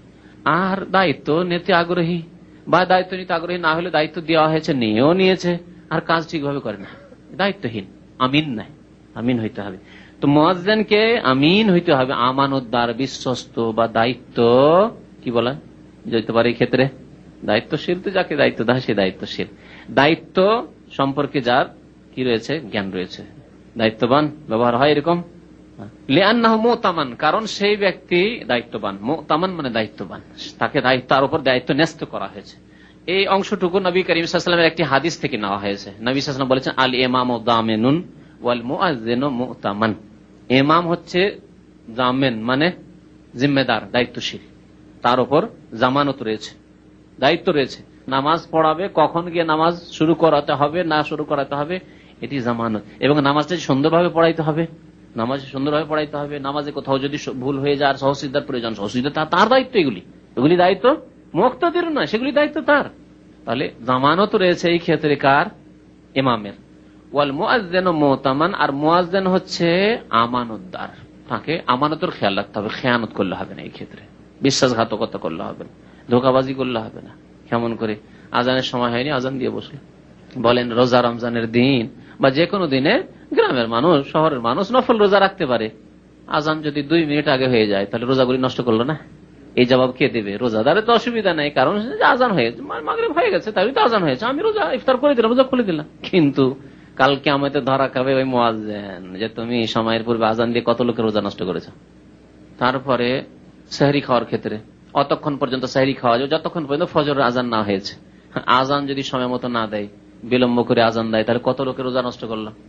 10 মিনিট বিলম্ব করে আজান দিল, তাহলে কত লোকের রোজা নষ্ট করলো সেহরি বিলম্বে খাওয়িয়ে।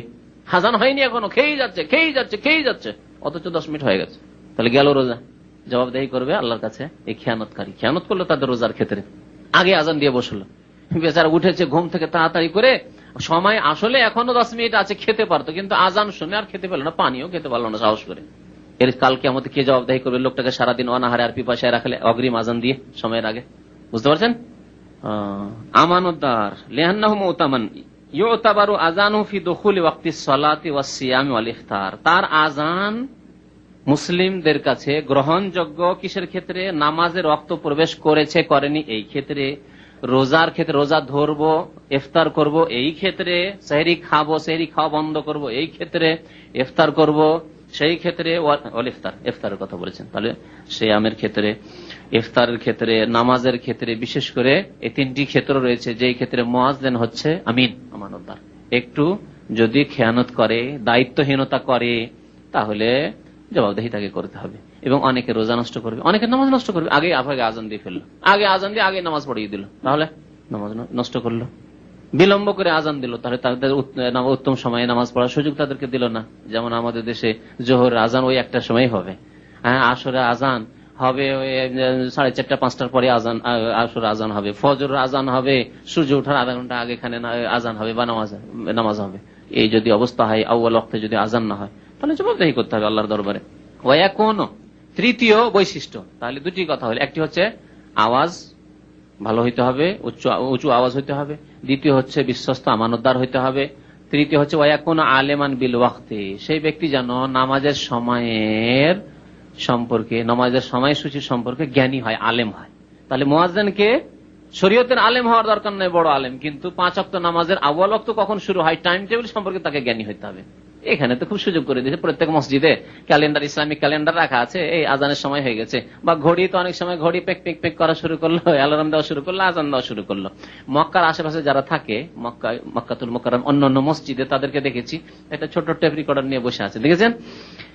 মক্কাতে বক্তব্য সহজের মসজিদে, বিভিন্ন মসজিদে বক্তব্য করেছি, তো গিয়ে দেখি যে মুয়াজ্জিন সাহেব একটা ছোট টেপ রেকর্ডার নিয়ে বসে আছে, আর দেখছি যে হারামে আজান হইলো না, হারামের আজান আগে আজান দেবে না, ঠিক যেমনই হারামের আজান রেডিও সেন্টার প্রচার করছে আল্লাহু আকবার হলো, তেমনই সে মাইক অন করে সেও আল্লাহু আকবার শুরু করে দিল। সহজ, তাদের জন্য সহজ, মক্কায় যেসব মুয়াজ্জিন আছে।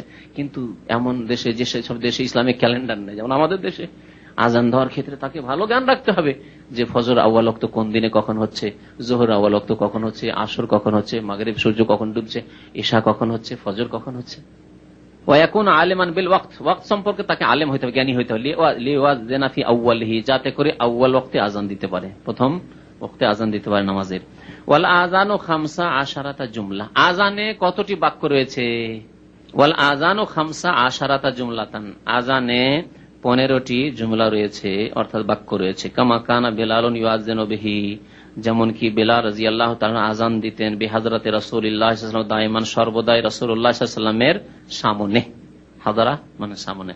ওয়া ইস্তাহিব্বু আন ইয়াতামাহালা বি আলফাজিল আযান মিন গায়রি তামতিতিন ওয়ালা মাদ্দিন মুফরিতিন, মুস্তাহাব হচ্ছে যে আজানের শব্দগুলি ধীর স্থিরতার সাথে বলবে, ধীর স্থিরতার সাথে, একামতের মতো তাড়াহুড়ো করে না। হাদার, ওটাকে আরবিতে হাদার বলে, হ্যাঁ, আল্লাহু আকবার আল্লাহু আকবার আল্লাহু আকবার আল্লাহু আকবার, এরকম করে নয়, হ্যাঁ, একটু লম্বা করে টান দিয়ে বলবে, কিন্তু খুব বেশি টান আবার নয়। মিন গায়রে তামতিতিন, তামতিত বলা হয় লম্বা টান দেওয়া। একটা ছোট্ট রাবার আছে না, রাবারকে এজন্য মাত্তাত বলে, আরবিতে রাবারকে মাত্তাত বলে না, রাবারকে মাত্তাত বলে। রাবারকে ধরে এতটা রাবার টান দিলেন, এত বড় করে দিলেন, তো আপনার আওয়াজকে এত লম্বা করলেন, আজানের দিলেন একবারে লম্বা করে। যেমন আমাদের ভারত বাংলাদেশের আজান, অধিকাংশ আজান আর মিশরীয় আজান, এটি হচ্ছে সুন্নতি আজান নাই, একটু আওয়াজের দিক দিয়ে এমন লম্বা করা হয় যাতে বিদাত রয়েছে। এই জন্য এই আজান আরব জগতে পছন্দ করা হয় না। মিশরীয় আজান একবারে এমন চললো, একবারে চললো, যত দূর তার শ্বাস আছে টান দিচ্ছে, মাথা জোগাচ্ছে আর উঁচা নিচা করছে, আওয়াজকে টান দিচ্ছে, রেডিও সেন্টারের আওয়াজ যে বাংলাদেশ থেকে আসে সেই আজানটি এর অন্তর্ভুক্ত, মিশরি আজান এরই অন্তর্ভুক্ত। এত লম্বা টান ধরে আজান দেওয়া শরীয়ত সম্মত নয়, বরং ওলামারা বলেছেন যে এত লম্বা করা বিদাত, আজানকে এত লম্বা করা বিদাত। পক্ষান্তর হারমাইন শরীফের আজান, মক্কা মদিনার আজান, আজানের কণ্ঠ সুন্দর রয়েছে নাকি, টানও দেওয়া হচ্ছে কিন্তু বেশি টান নাই, এটি হচ্ছে সুন্নতি তরিকার আজান। তাই লেখক বলছেন যে আজান দিতে হবে মিন গায়রে তামতিতিন, খুব বেশি লম্বা করে নয়, ওয়ালা মাদ্দিন মুফরিতিন, আর এমন সীমাহীন লম্বা করা নয়, খিচুনি নয়, মদ মানে খিচুনি, সীমাহীন খিচুনি দিয়ে নয়। ওয়াকিফু ইন আলা কুল্লি জুমলাতিন মিনহু, আর প্রত্যেকটি বাক্য উচ্চারণ করার পরে, বলার পরে কি করবে, থামবে। আল্লাহু আকবার, আল্লাহু আকবার, থামবে। আজান যেমন নিয়মিত হয় এখানে দেখছেন। আচ্ছা, এখানে আবার আল কাসিম এলাকাতে এক রকমের আজান হয়, যেটা শুনেছেন কিনা, এখানে বুড়া মুয়াজ্জিন গুলো দেখা যায়। এখানে একটা বিরুদ্ধ মুয়াজ্জিন চলে শিকর মসজিদে কয়েক বছর আগে, সে আজান দিত, মানে আল্লাহু আকবার গুলি 4 বার করে বলতো, আল্লাহু আকবার, আল্লাহু আকবার, আল্লাহু আকবার, তারপরে আবার আল্লাহু আকবার 4 বার। না, এটি সুন্নতের খেলাফ। এখান থেকে কি বুঝতে পারলেন যে আমাদের ধর্ম আরবদের ধর্ম নয়, আর ভারতীয় ধর্ম নয়, আর পাকিস্তানি ধর্ম চলবে না, আর বাঙালি ধর্ম চলবে না। কোন দিন চলবে? দিনে রাসূলুল্লাহ, যে দিন রাসূলুল্লাহ সাল্লাল্লাহু আলাইহি ওয়াসাল্লাম আল্লাহর কাছ থেকে নিয়ে এসেছেন সেই দিন চলবে। যেটা সহিহ সেটা সহিহ, যেটা ভুল সেটা ভুল। এই 4 বারে আল্লাহু আকবার বলা ভুল ভুল। এরকম আজানের ক্ষেত্রে বেশ কিছু ভুল আছে, যে ভুলগুলি আমি নিঃসন্দেহী করব। এখানে এরকমের ভুল করা হয়, যেমন হাইয়া আলাস সালাহ, হাইয়া আলাল ফালাহর ক্ষেত্রে অনেকেই এদিক সেদিক মুখই ফিরায় না, ডানে বামে ফিরাতে হবে। আবার অনেকে ফিরায় হাইয়া আলাস সালাহ, একবার এদিকে হাইয়া আলাস সালাহ, হাইয়া আলাল ফালাহ, হাইয়া আলাল ফালাহ, ভুল। বুঝতে পারছেন? হাদিসের খেলাফ। তো আসবে, সবগুলি কথা আসবে অবশ্য। সুতরাং সবগুলি একই সাথে সেরে নিলে আবার পরে গিয়ে ভালো লাগবে না। তো ওয়াকিফু আলা কুল্লি জুমলাতিন মিনহু, প্রত্যেকটি বাক্য বলার পরে থামবে। কিন্তু আল্লাহু আকবার, আল্লাহু আকবার দুটি বাক্য হলে আসলে এক বাক্যের মতোই, সেজন্য 2 বার আল্লাহু আকবার বলে থামবে, প্রত্যেকবার থামবে না। ওয়াস্তাহিব ওয়া ইস্তাকবিলাল কিবলা হালাল আযান, আযানের ক্ষেত্রে মুস্তাহাব হচ্ছে যে কিবলা মুখী আযান দিতে হবে, কিবলা মুখী হয়ে আযান দিতে হবে। মাইক যদি উল্টো পাল্টা রাখা থাকে যথাসাধ্য চেষ্টা করতে হবে যে কিবলা মুখী আযান। তাহলে মুস্তাহাব বলেছেন যখন লেখক, বোঝা গেল যে নামাজের মতো কিবলা মুখী হওয়া শর্ত না, অর্থাৎ কিবলা থেকে এদিক সেদিক হয়ে যদি একটু আজান দিয়ে দেয় তাহলে আজান নাজায়েজ হয়ে যাবে না, যে পুনরায় আজান দিতে হবে, আজান হলো না, এরকম না। পক্ষান্তরে নামাজ যদি জেনে শুনে কেউ কিবলা ছাড়া অন্যদিকে নামাজ পড়ে তাহলে নামাজ হবে না, নামাজ হবে না। ওয়াজআলু উসবুআইহি ফি উযনাইহি, উসবু বা ইসবা বা ইসবে বিভিন্ন ভাবে উচ্চারণ করা হয়েছে, আঙ্গুলকে বলা হয় ইসবা, ইসবাটা বেশি প্রসিদ্ধ। আর উসবু এখানে যেমন লিখেছেন উসবু, ইসবে বিভিন্ন রকমের পড়া গেছে। তো আঙ্গুল ইসবাআই মানে 2 আঙ্গুল, 2 আঙ্গুলকে কোথায় রাখবে? হি উযনাইহি, 2 কানে রাখবে। 2 কানে রাখার হিকমত কি? আওয়াজটা যাতে উঁচা করা যায়, কারণ নিজের কানে যদি বেশি আওয়াজ চলে যায় তার মানে যথেষ্ট, আর এর চাইতে বেশি কি আওয়াজ করব। কিন্তু কানে যখন আঙ্গুল ঢোকানো থাকবে তখন তার কানে কিন্তু আওয়াজ খুব বেশি পৌঁছে না, তখন ভাবে যে আজান কি আমার খুব কম হয়ে যাচ্ছে, না আরো বাড়াইতে হবে, আরো বাড়াইতে হবে। এদিকে আওয়াজ কিন্তু খুব জোরে হচ্ছে, কিন্তু নিজে ভাবছে যে আওয়াজ কমই আছে হয়তো, তাহলে যথাসাধ্য আওয়াজটাকে বাড়াবার চেষ্টা করবে। পক্ষান্তরে তার কানে যদি বেশি আঘাত করে তাহলে সে আর বেশি উঁচা করবে না, আওয়াজকে কমিয়ে দিবে। কানে আঙ্গুল দেওয়ার ক্ষেত্রে আঙ্গুল দিয়েও রাখতে পারে, আবার যদি ছেড়ে দেয় যখন স্টপ করলো তখন হাত নামিয়ে দিল, অসুবিধা নেই এই ক্ষেত্রে। কারণ এই ক্ষেত্রে স্পষ্ট কোনো প্রমাণ নেই যে হাত সবসময় রাখতে হবে শুরু থেকে শেষ পর্যন্ত, না আল্লাহু আকবার, আল্লাহু আকবার, আল্লাহু আকবার, আল্লাহু আকবার, যেমন এখানে অনেকেই করে, তাই না? এখানে এরকম করে, অসুবিধা নেই। আর কি করতে হবে? লিআন্নাহু আরফাউ লিস-সাউত, এতে আওয়াজ উঁচু হবে, আওয়াজ উঁচু হবে কানে আঙ্গুল দিয়ে থাকলে। ওয়ায়ালতাফিতু ইয়ামিনান ইনদা কাউলি হাইয়া আলাস সালাহ, হাইয়া আলাস সালাহ বলার সময় ডান দিকে মুখ ফিরাবে, ইলতিফাত করবে। এই ক্ষেত্রে ইলতিফাত বলা হয় মুখ ফিরানোকে। ইলতিফাত 3 প্রকারের, কোনটি করতে হবে? একটা হচ্ছে চোখ ফিরানো, চোখ ফিরানো, একটা হচ্ছে মুখমণ্ডল ফিরানো, আর একটা হচ্ছে দেহ ফিরানো। দেহ ফিরানো হাইয়া আলাল ফালাহ, হাইয়া আলাস সালাহ, হাইয়া আলাল ফালাহ, আর একটা হচ্ছে হাইয়া আলাস সালাহ, আর একটা হচ্ছে শুধু চেহারা নয়, চোখ। হাইয়া আলাস সালাহ সময় ডান দিকে ইয়ামিনান, ওয়া শিমালান বাম দিকে মুখ ফিরাতে হবে ইনদা কাউলিহি হাইয়া আলাল ফালাহ, ফালাহর জন্য এসো বলার সময়। সালাতের জন্য এসো, নামাজের জন্য এসো যখন বলবেন তখন ডান দিকে, কারণ এইভাবেই রেওয়ায়াত এসেছে। বাকি কিছু লোকের যুক্তি যে তাহলে বাম দিকের লোককে কি সলা বলবো না, নামাজের জন্য ডাকবো না, ডান দিকের লোককে কি ফালার জন্য, মুক্তির জন্য এসে কথা বলবো না, সুতরাং একবার করে এদেরকে সলা দিই, আর এদেরকে একবার সলার ডাক দিই, এদেরকে একবার ফালার ডাক দিই, এদেরকে একবার ফালার ডাক দিই। এইসব যুক্তি চলে না। যখন রেওয়ায়াত এসে গেছে তখন ওইসব যুক্তি চলে না। দ্বিতীয় হাইয়া আলাল ফালার পরে ফজরের আজানে বিশেষ করে বিশেষ করে কি বলতে হবে? আসসালাতু খায়রুম মিনান নওম, মানে কি? নামাজ ঘুমের তুলনায় উত্তম। খায়রুম মিনান নওম, উত্তম, পুরাই উত্তম, এমন কোন তুলনায় চলে না। ঘুমের সাথে নামাজের কোন তুলনা আছে নাকি? আসসালাতু খায়রুম মিনান নওম, সালাতই খায়র। আসসালাতু খায়রুম মিনান নওম মাররাতাইন, দুইবার বলবে হাইয়া আলাল ফালার পরে, ফজরের নামাজে বলবে। কোন জাতি যদি দিনে ঘুমাতে অভ্যস্ত হয়, এমন জায়গায় সব নাইট ডিউটি করে, সবাই নাইট ডিউটি করে, আর সারাদিন ঘুমায়, জোহরের সময় ঘুমিয়ে থাকে, তাহলে এই যুক্তিতে কেউ যদি বলে এখন তো সবাই ঘুমিয়ে, কারণ সারা রাত তো ডিউটি করেছে, সবাই ঘুমিয়ে, তাহলে আসসালাতু খায়রুম মিনান নওম বলবো। বিবেকের ভিত্তিতে যদি এই ফাতোয়া কেউ বলে, চলবে? চলবে না, চলবে না, কারণ দিন কমপ্লিট হয়ে গেছে এবং নবী করিম সাল্লাল্লাহু আলাইহি ওয়াসাল্লাম শুধু ফজরের জন্য বলেছেন। অধিকাংশ মানুষ সারা বিশ্বে মুসলিমরা ফজরের সময় ঘুমিয়ে থাকে। দিনে কিছু লোক ঘুমায়, কিছু লোক হয়তো জোহরের আগেই ঘুমিয়েছে, কিছু লোক জোহরের পরে ঘুমিয়েছে। এই ঘুমের কোন স্টেশন নেই। বাকি কথা হলো রাত্রের ঘুম একই রকমের। ফজরের পূর্বে সারা বিশ্বে প্রায় মানুষই ঘুমিয়ে থাকে। কারণ নবী কারীম সাল্লাল্লাহু আলাইহি ওয়াসাল্লাম এর আদেশ করেছেন। আরেকটি কথা এখানে শুনে নেন, জবাব দেওয়ার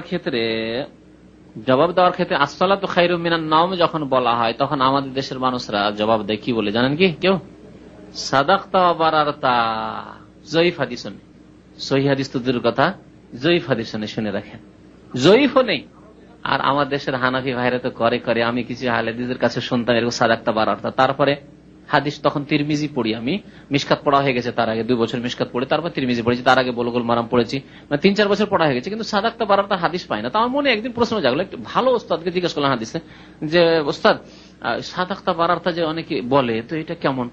তো তিনি বলেছেন না, এটা ঠিক নয়। পরে আলহামদুলিল্লাহ সম্পর্কে তাহকিক গবেষণা করলাম, দেখলাম যে জয়ীফ হাদিসও নেই, জয়ীফ হাদিসও নেই। একামতে যখন কাদ কামাতিস সালাহ বলা হয়, তখন কি বলে? আকামাহাল্লাহু ওয়া আদামাহা, এটা জয়ীফ হাদিস, আর সহিহ নয়, জয়ীফ। এতদিন বলতেন, তাহলে সংশোধনের কত প্রয়োজন, চিন্তা করেন তো দেখি। জয়ীফ, আকামাহাল্লাহু আদামাহা বলা জয়ীফ, আর সাদাকতা বারারতা বলা ভিত্তিহীন, এর কোনো ভিত্তি নেই, মানে জয়ীফও নেই।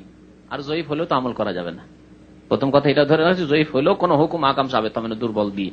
তার উপরে একেবারে ভিত্তিহীন। এটি আলেমদের, এক শ্রেণীর বিদাতি আলেমদের মন গড়া কথা, যে লোকটি যখন ডাক দিল যে আসসালাতু খায়রুম মিনান নওম, ঘুমের তুলনায় নামাজ শ্রেষ্ঠ, উত্তম, তাহলে ওকে বলি সাদাকতা। সাদাকতা মানে তুমি সত্য বলেছো, বারারতা মানে তুমি নেকির কথা বলেছো। এটা যুক্তি শুধু, বুঝতে পারলেন? যুক্তি কোথাও নেই। হাসিয়া বোঝেন, টিকা, টিকাতে প্রথমে সাদাকতা বারারতা আমি খুঁজি পাই না। তিরমিজির হাসিয়া লিখেছে ওই দেওবন্দ থেকে, হানাফি দেওবন্দিরা লিখেছে ওখানে টিকাতে যে সাদাকতা বারারতা বলতে হবে। আমার মনে আরো প্রশ্ন জাগলো, টিকাতে কেন, কোন হাদিস কেন নেই? আবার হাদিসের কোন রেফারেন্স নেই। তো ভালো ওস্তাদ একজন ছিলেন, ভালো মুহাদ্দিস, তাকে জিজ্ঞেস করলাম, তিনি বললেন যে না, এটা প্রমাণিত নয়। এতটুকু এলেম প্রথম হাসিল করলাম, তারপরে দেখলাম যে কোনো হাদিসও নেই রে বাবা এই ক্ষেত্রে। এমন কিছু আমল করে আমাদের দেশের এক শ্রেণীর মুকাল্লিদরা, অন্ধগোড়া মজাপন্থীরা, যা হাদিসও নেই। বুঝতে পারছেন? সুতরাং সাদাকতা বারারতা বলবেন না, আকামাহাল্লাহু ওয়া আদামাহা বলবেন না। কি বলতে হবে? নবী সাল্লাল্লাহু আলাইহি ওয়াসাল্লাম বলেছেন, যখন আযান শুনবে তখন মুয়াজ্জিন যেমন বলে তেমন তুমি বলো। তবে হাইয়া আলাস সালাহ, হাইয়া আলাল ফালাহর ক্ষেত্রে কি বলতে হবে? লা হাওলা ওয়ালা কুওয়াতা ইল্লা বিল্লাহ, সহিহ হাদিস দ্বারা প্রমাণিত। হাইয়া, শুধু হাইয়া আলাস সালাহ, হাইয়া আলাল ফালাহর ক্ষেত্রে। বাকি যতগুলি শব্দ আছে, যেমন মুয়াজ্জিন বলবেন তেমনি শ্রোতারা বলবেন। জি। আসসালাতু খায়রুম মিনান নওম 2 বার বলতে হবে ফজরের নামাজে। কারণ, একটি কারণ হচ্ছে লিআমরিহি সাল্লাল্লাহু আলাইহি ওয়াসাল্লাম বিযালিকা, আল্লাহর রাসূল সাল্লাল্লাহু আলাইহি ওয়াসাল্লাম আদেশ করেছেন। বেলাল যখন ফজরের আযান দিচ্ছেন, তখন নবী সাল্লাল্লাহু আলাইহি ওয়াসাল্লাম বললেন যে বেলাল, হাইয়া আলাল ফালাহর পরে তুমি বলো আসসালাতু খায়রুম মিনান নওম, আসসালাতু খায়রুম মিনান নওম। তাহলে আল্লাহর রাসূল সাল্লাল্লাহু আলাইহি ওয়াসাল্লাম আদেশ। আর আরেকটি যুক্তি হচ্ছে যে লিআন্নাহু ওয়াক্তুন ইয়ানামুন নাসু ফীহি গালিবান, ফজরের পূর্বের সময়টি এমন একটি সময়, যে সময় সারা বিশ্বের মানুষ ঘুমায়, ঘুমের সময় এটি সাধারণত। ওয়ালা তাজুজু জিয়াদাতু আলা আলফাজিল আযান বিআযকারিন উখরা ক্বাবলাহু ওয়ালা বা'দাহু ইয়ারফাউ বিহা সাওতাহু। আযানের ক্ষেত্রে না আযানের পূর্বে, না আযানের পরে, না আযানের মধ্যে, এই যে আযানের শব্দগুলি রয়েছে বা বাক্যগুলি রয়েছে, এছাড়া কোনো কিছু সংযোজন করা জায়েজ নয়, বাড়ানো জায়েজ নয়, জিয়াদা জায়েজ নয়। জিয়াদার নাম হয়ে যাবে কি? বিদআত। কারণ ধর্মের নামে আযান দিন নয়, আযান ইবাদত নয়, তাহলে ইবাদতের ক্ষেত্রে, দিনের ক্ষেত্রে, ধর্মীয় ক্ষেত্রে যদি কিছু বাড়ানো হয় যা শরীয়তে নেই, কোরআন সুন্নাহ নেই, হাদিসে নেই, রাসূলুল্লাহ সাল্লাল্লাহু আলাইহি ওয়াসাল্লাম প্রমাণিত নয়, তার নাম কি? তার নামই তো বিদআত। সুতরাং আজানের আগে যদি কিছু বাড়ায়, মধ্যখানে বাড়ায়, যেমন মধ্যখানে শিয়ারা বাড়ায়।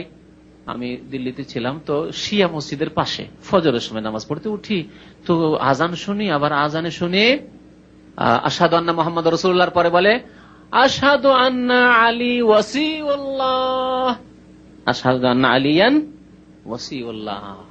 তাহলে মধ্যখানে সংযোজন করলো, এই বিদআত। প্রথমে যদি কেউ করে তাও বিদআত, শেষে করে আমাদের দেশের বিদআতি হানাফি ভাইরা, কবর পূজারীরা, বেরেলভিরা কি করে শুনেছেন?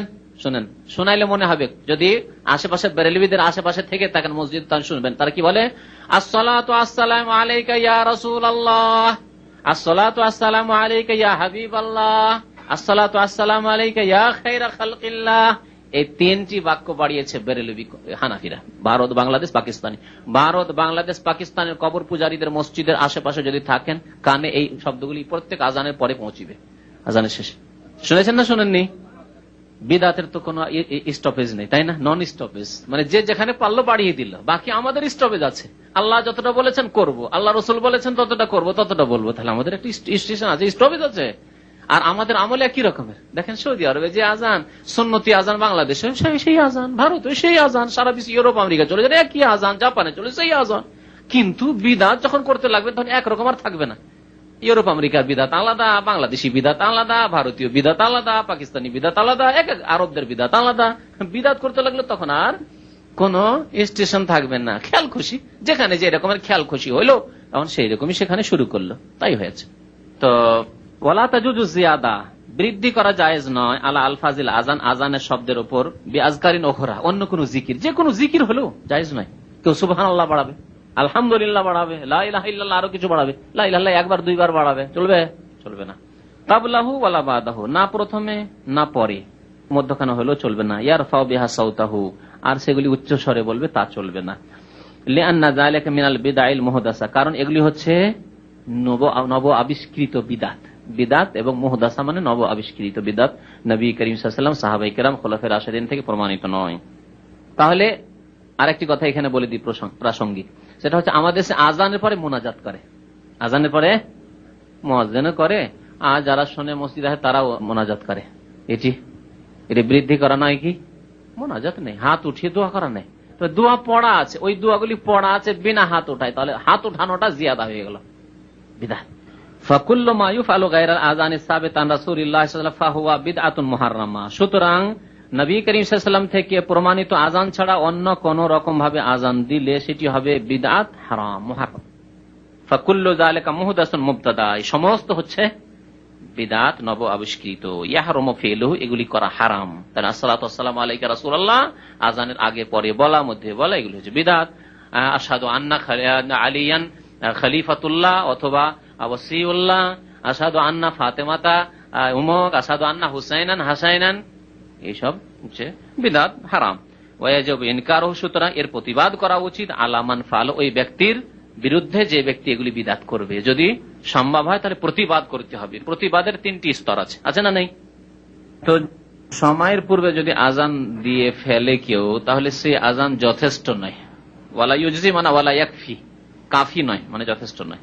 ইউজি মানে ইয়াকফি, যথেষ্ট নয়, তো লা ইয়াকফি বলা হয়েছে। ওয়ালা ইউজিউল আযানু ক্বাবলাল ওয়াক্তি, সময়ের পূর্বে আজান দেওয়া যথেষ্ট নয়। ইচ্ছাকৃত আজান দেওয়া জায়েজ নাই। অনিচ্ছাকৃত আজান যদি হয়ে যায় তাহলে কোনো গুনাহ নেই। সময়ের পূর্বে অনিচ্ছাকৃত আজান দিয়েছে, ভুলবশত আজান দিয়েছে, কিন্তু যথেষ্ট নয়। যখন আজান দিয়েই ফেলেছি 11টায়, তো আবার আর 12টায় আজান দেওয়ার কি দরকার? রাত 2:30টার সময় আজান দিয়েই ফেলেছি, তা আবার 3:15 আজান দিতে হবে, জরুরি নয়, না, যথেষ্ট নয় যে কোনো ওয়াক্তের ক্ষেত্রে। লিআন্নাহু শরিয়া লিল ইলামি বিদুখুলিহি, কেন যথেষ্ট নয়? এই জন্য যে আজান যে শরীয়তে মাশরু হয়েছে, মানে বিধিবদ্ধ হয়েছে, এর কারণই হচ্ছে বা উদ্দেশ্য হচ্ছে যে ওয়াক্ত দাখিল হয়েছে, ওয়াক্ত প্রবেশ করেছে, সে সম্পর্কে কি করা? জ্ঞাত করা। লিআন্নাহু শরিয়া, কারণ আজান শরীয়তে এসেছে লিল ইলামি বিদুখুলিহি, নামাজের সময় দাখিল হওয়া সম্পর্কে জ্ঞাত করার উদ্দেশ্যে। তাহলে আপনি সময়ের আগেই যখন আজান দিয়ে ফেলেছেন, মানুষ ভুল বুঝলো যে হয়তো সময় হয়ে গেছে। এখন কিছুক্ষণ পরে আবার যখন আসল সময় হলো নামাজের, তখন জানাতে হবে, কারণ এখন ওয়াক্ত দাখিল হয়েছে বা সময় হয়েছে। সুতরাং আগের যে আজান দেওয়া হয়েছে সেই আজান যথেষ্ট নয়। ফালা ইয়াহসুল বিহিল মাকসুদ, সুতরাং সময়ের পূর্বে যদি আজান হয় সেই আজান দিয়ে উদ্দেশ্য হাসিল হচ্ছে না। ফালা ইয়াহসুল বিহিল মাকসুদ, হাসিল হওয়া আমরা বাংলায় ব্যবহার করি, শব্দটি আরবি কিন্তু। ফালা ইয়াহসুল, দেখেন হাসালা ইয়াহসুল মানে হাসিল হওয়া, মাকসুদ মানে উদ্দেশ্য, মাকসাদ মাকসুদ এগুলি আরবি শব্দ। সময়ের পূর্বে যদি আজান হয় এতে ধোঁকা রয়েছে, লোকজন ধোঁকা খেয়ে যাবে। ওয়ালি আন্না ফিহি তাগরিরান লিমান ইয়াসমাহ, আর আরেকটি কারণ হচ্ছে যে যেই ব্যক্তি এই সময়ের পূর্বের আজান শুনবে সেই ব্যক্তিকে এক রকমের ধোঁকা দেওয়া। ইচ্ছা করে দিলেন না, কিন্তু সে তো ধোঁকা খেলোই, অবশ্য প্রতারিত হলো যে নামাজের সময় হয়তো হয়ে গেছে। আজকাল নয় মানুষের ঘরে ঘরে ঘড়ি হয়েছে, এককালে ঘড়ি ছিল না, কিচ্ছু ছিল না। রাত যদি 2:30টার সময় আজান দিয়ে দেয় আর সেহরি আরো 1 ঘন্টা সময় আছে, ভয়ে ভয়ে আগে সব সেহরি ছিঁড়ে দেবে, আর খাওয়া যাবে না কারণ আজান হয়ে গেছে। আর এরকম অনেক সময় হয়েছে গ্রামে গঞ্জে, এটাও হয়েছে, এর উল্টো হয়েছে। আজান হয় না খেয়ে যাচ্ছে, ফর্সা হয়ে গেছে, আজানও হয় না, খেয়েই যাচ্ছে। এগুলি ছোটকালে চোখে দেখা। আর আবার গ্রামের জাহেল মূর্খদের তো এইরকম খিদা আছে যে যতক্ষণ পর্যন্ত শরীরের লোম না দেখা যাবে খেতেই থাকো।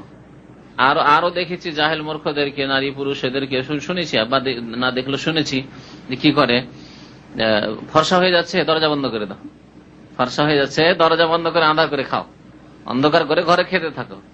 তো আজান যদি সময়ের পূর্বে হয়ে যায় তাতেও ধোঁকা রয়েছে, আজান সময়ের থেকে বিলম্ব করে যদি হয় তাতেও ধোঁকা রয়েছে। সুতরাং এই আজান যথেষ্ট নয়, সঠিক সময়ে আজান হইতে হবে। তারপর লেখক একটি মাসলা বলেছেন, তবে ফজরের আজান সময়ের পূর্বে দেওয়া যেতে পারে। এই ইল্লা বলে তিনি যে বলেছেন ফজরের আজান ফায়াজুজু তাকদীমুহু ক্বাবলা সুবহ, শুভ সাদেক হওয়ার মানে ফজরের আউয়াল ওয়াক্ত হওয়ার পূর্বে আজান দেওয়া যেতে পারে। এই মাসলা থেকে অনেকে ভাববেন যে আসলে সেটি হয়তো ফজরের আজান হতে পারে, লেখকের হয়তো এটি ব্যক্তিগত মত হতে পারে, কিন্তু এই মতের সাথে আমরা একমত নই। কারণ ফজরের সময় এবং তার পূর্বে যে আজানগুলি রয়েছে সে দুইটি আজান ফজরের আজান নাই, দুইটি পৃথক পৃথক আজান। একটি হচ্ছে সাহরির আজান বা কিয়ামের আজান, কিয়ামুল লাইলের আজান, সেটি আজানুস সুবহ বা আজানুল ফজর বলে আজান নাই। বুঝতে পেরেছেন? আজান আছে শরীয়তে ফজরের সময়, ফজরের পূর্ব থেকে শুরু করে মানে শেষ রাত্রে দুইটি আজান আছে, হাদিস দ্বারা প্রমাণিত শেষ রাত্রে দুইটি আজান আছে। কিন্তু প্রথম আজানটি ভোরের আজান বা ফজরের আজান, আজানুস সুবহ আজানুল ফজর, এই কথাটি ভুল। লেখক যেমন ভাবে কথাটিকে মাসলাটিকে লিখছেন তাতে মনে হবে যে ইল্লা আজানুল ফজর, তবে ফজরের আজান ফায়াজুজু তাকদীমুহু ক্বাবলা সুবহ, ফজরের পূর্বে অগ্রিম আজানটি দেওয়া যেতে পারে। তার এর দ্বারা কি বোঝা গেল যে ফজর আজান সময়ের পূর্বে দেওয়া যেতে পারে। তাহলে ফজর আজান সময়ের পূর্বে দেওয়া যায়, যদি ফজরের আজানের নিয়তে দেয় তাহলে ফজর আজান বলা যাবে, ঠিক কিনা? সেটি তো ফজর আজানের নিয়তে দেওয়া হয় না, বরং নবী করিম সাল্লাল্লাহু আলাইহি ওয়াসাল্লাম বলেছেন যে ইন্না বেলালান ইউআযযিনু বিলাইলিন, রমজান মাসে বিশেষ করে 2 জন মুয়াজ্জিন ফজর আজান দিতেন, মানে ভোর রাত্রের শেষ রাত্রের আজান দিতেন, বেলাল এবং ইবনে উম্মে মাকতুম, আব্দুল্লাহ ইবনে উম্মে মাকতুম। নবী করিম সাল্লাল্লাহু আলাইহি ওয়াসাল্লাম বলছেন ইন্না বেলালান ইউআযযিনু বিলাইলিন, দেখো বেলাল রাদিয়াল্লাহু তাআলা আনহু রাত থাকতে আজান দিয়ে থাকেন, রাত্রে আজান দেয়। ফাকুলু ওয়াশরাবু, সুতরাং তোমরা পানাহার করতে থাকো, তার মানে সেহরি খেতে থাকো, রোজা ধরবে রোজা ধরো, খাও দাও, হাত্তা ইউআযযিনা ইবনে উম্মে মাকতুম, যতক্ষণ পর্যন্ত আব্দুল্লাহ ইবনে মাকতুম আজান না দেবে। যখন আব্দুল্লাহ ইবনে মাকতুম আজান দিচ্ছে তখন আর খাওয়া দাওয়া করবে না। কারণও বলছেন নবী ফাইন্নাহু রাজুলুন আমা, আব্দুল্লাহ ইবনে মাকতুম অন্ধ লোক, তাহলে তো তিনি পূর্ব দিক দেখতে পাচ্ছেন না, পূর্ব আকাশে কখন ফর্সা হলো না হলো বা কখন শুভ সাদিক হচ্ছে না হচ্ছে। তাহলে তিনি কি করতেন? লোকজনের কথার অপেক্ষায় থাকতেন। ফালা ইউআযযিনু হাত্তা ইউকাল লাহু আসবাহাত আসবাহাতা, ইবনে মাকতুম অতক্ষণ আজান দিতেন না যতক্ষণ পর্যন্ত অন্যান্য সাহাবীরা এসে বলতেন না ইবনে মাকতুম ভোর হয়ে গেল, আজান দাও আজান দাও, আসবাহাতা আসবাহাতা, সকাল হয়েছে আজান দাও, তারপরে তিনি আজান দিতেন। কিন্তু বেলাল রাদিয়াল্লাহু তাআলা চোখওয়ালা মানুষ এবং তিনি আগে আজান দিতেন। আর তার আজানের উদ্দেশ্য এই হাদিসে বলে, উদ্দেশ্যের হাদিসটি তাহলে শোনায়। নবী করিম সাল্লাল্লাহু আলাইহি হাদিস বলছে ইন্না বেলালান ইউআযযিনু বিলাইলিন লিয়ারজিয়া কায়েমাকুম ওয়া ইউনাব্বিহা নাইমাকুম, দুইটি শব্দ বলেছেন, যাতে করে তোমাদের যারা কিয়ামকারী মানে তাহাজ্জুদ পড়া ব্যক্তি, যে ব্যক্তি তাহাজ্জুদ পড়ছে তাকে তাহাজ্জুদ থেকে ফেরায়, এখন আর তাহাজ্জুদ পড়িও না, ছাড়ো, এখন সেহরি খেতে হবে, তাহাজ্জুদ পড়তে পড়তে আল্লাহু আকবার আজান হয়ে যেতে সেহরি খাবে কখন? লিয়ারজিআ কায়েমাকুম, তোমাদের কিয়ামকারীকে যাতে করে কিয়াম থেকে ফিরা যায়, তাহাজ্জুদ ছাড়ো, একটু সাহারি কিছু খেয়ে নাও বা পানি টানি কিছু পান করে নাও রোজা রাখলে। ওয়া ইউনাব্বিহা নাইমাকুম, এবং তোমাদের ঘুমন্ত ব্যক্তিদেরকে জাগাতে চান তিনি। উদ্দেশ্য হচ্ছে কি, ঘুমন্ত ব্যক্তিকে জাগানো, যে জাগো জাগো, এখন কি করতে হবে? সাহরি খেতে হবে। লিয়ারজিআ কায়েমাকুম ওয়া ইউনাব্বিহা নাইমাকুম, দুটি কথা বলেছেন। তাহলে এই আজান কি ফজরের আজান? তাহলে লেখক যে বলেছেন যেভাবে যে ফজরের আজান সময়ের পূর্বে দেওয়া যায়, তবে ওই আজান যথেষ্ট না, আরেকটি আজান দিতে হবে। সামনে গিয়ে বলবেন যে ওই আজান যথেষ্ট না, এই জন্য আরেকটি আজান দিতে হবে। লেখকের কথার সার কথা হচ্ছে যে উনি যেন বলতে চাইছেন যে ফজর আজান দুটি, একটি আগে দেওয়া যেতে পারে আর পরে একটি দেবেন, পরে দিতে হবে, কারণ এখনো সময় আসেন, সেজন্য আরেকটি দিতে হবে। তাহলে দুইটিকে তিনি ফজরের আজান বলে আখ্যায়িত করেছেন। অথচ অন্যান্য ওলামারা বলেছেন যে প্রথম আজানটি আজানুল ফজর নয়, বরং এটি হচ্ছে সাহরি খাওয়া সম্পর্কে অবগত করা আর কিয়ামুল লাইল সম্পর্কে অবগত করা। এই জন্য এই আজান যেসব মসজিদে হয়, প্রত্যেক শহরে সৌদি আরবে হয়, এই শহরে দু একটি মসজিদ আছে হয়। এই প্রসঙ্গে আরেকটি কথা শুনে রাখেন, আমাদের দেশে সাহরি খাওয়ার জন্য রমজান মাসে বিদাতি তরিকায় জাগানো হয়, বিদাতি তরিকায় জাগানো হয়, যেটি জায়েজ নয়। যেখানে নবী করিম সাল্লাল্লাহু আলাইহি ওয়াসাল্লামের আদেশ যে বেলাল রাদিয়াল্লাহু তাআলা আজান দেয় রাত্রে, সুতরাং তোমরা পানাহার করো। তাহলে সাহরি খাওয়ার জন্য জাগাবার শরীয়তি উপায় হচ্ছে কি দেওয়া? আজান দেওয়া। আজান দেন মসজিদে। আজান না দিয়ে কত রকম কি করা হয়, বাজায় 3 বাজে 1, বিদাত গুলি শোনেন, এগুলো বিদাত। আর জি বাজায়, আর সাইরেন বাজে, তারপর পটাকা ছাড়ে না, পটাকা ফুটে, হ্যাঁ ইফতারির সময় যেমন ফুটে তেমনি রাত্রেও ছাড়ে, এরকম করে। আচ্ছা, আর চিৎকার করে বলে সেহরি খাওয়ার সময় হয়ে গেছে, এখন এতটা বাজে, আপনারা উঠে যান, মা বোনের আপনারা জেগে যান, হ্যাঁ চিৎকার করে বলে মসজিদের মাইকে। সবগুলি বিদাত। গজল হয়, আরো কিছু কয়। জি, কোরআন তেলাওয়াতই করুক, কোরআন তেলাওয়াত ইবাদত, কিন্তু এই ক্ষেত্রে কোরআন তেলাওয়াত উদ্দেশ্য হচ্ছে লোকজনকে সাহরি খাওয়ার জন্য জাগা, সুতরাং বিদাত। বিদাতেরই নাম যে নবী করিম সাল্লাল্লাহু আলাইহি ওয়াসাল্লামের জামানায় কোরআন তেলাওয়াত ছিল না, কিন্তু মাইকে কোরআন তেলাওয়াত করে সাহরি খাওয়াতে উঠাতে হবে, এটি করেননি তারা, সুতরাং বিদাত। ভালো করে বোঝার চেষ্টা করবেন যে গান বাজনা করলো বা কাওয়ালি গাইলো সেই জন্য বিদাত, এ কথা নয়, বরং নবী করিম সাল্লাল্লাহু আলাইহি ওয়াসাল্লাম সাহাবায়ে কেরামের যেই তরিকায় সাহরি খেতে জাগাননি, সেই তরিকা নয় বিদাত তরিকা। যেখানে তরিকা আছে, সুন্নতি তরিকা আছে আজান, সুতরাং আজান দেওয়ান, এই আজানের সুন্নত চালু করেন। তো লেখক বলছেন ইল্লা আজান আল ফজর, তবে ফজরের আজান ফায়াজুজু তাকদীমুহু ক্বাবলা সুবহ, ফজরের যে আউয়াল সময়, প্রথম সময়, তার পূর্বেই সে আজান দেওয়া যেতে পারে। তিনি বলছেন লিয়াতাআহাবান নাসু লিসালাতিল ফজর, যাতে করে ফজরের নামাজের জন্য লোকেরা প্রস্তুতি নেয়, ফজরের নামাজের জন্য লোকেরা প্রস্তুতি নেয়। লাকিন ইয়ামবাগি, তবে লাকিন মানে কিন্তু, ইয়ামবাগি আন ইউআযযানা আযানান আখার, আর একটি আজান দেওয়া উচিত সময়ের পূর্বে আজান। এখানে বলে ইয়ামবাগি বলে উচিত, যখন উচিত বলে তাহলে ওয়াজিব নাই, তাহলে যেখানে উচিত বলা হলো এই কাজটি আপনাকে করা উচিত, তার মানে যদি নাও করেন চলবে, ঠিক কিনা কথার ভঙ্গিমাই। তাহলে মনে হচ্ছে যে লেখকের নিকট ফজরের পূর্বে যদি সময়ের পূর্বে আজান দিয়ে দেয়, আজকাল মোটামুটি ফজর আজান হচ্ছে কয়টাই? 3:07 মনে হয় আজকে। তো যদি 3:07 হয় বা 10 মিনিটই হয় আজকে, তো কেউ যদি 2:30 আজান দিয়ে দেয়, তো ওই আজান লেখকের নিকট যথেষ্ট, তবে তার জন্য উচিত আরেকটি আজান দেওয়া 3:10 বা 3:07, বুঝলেন?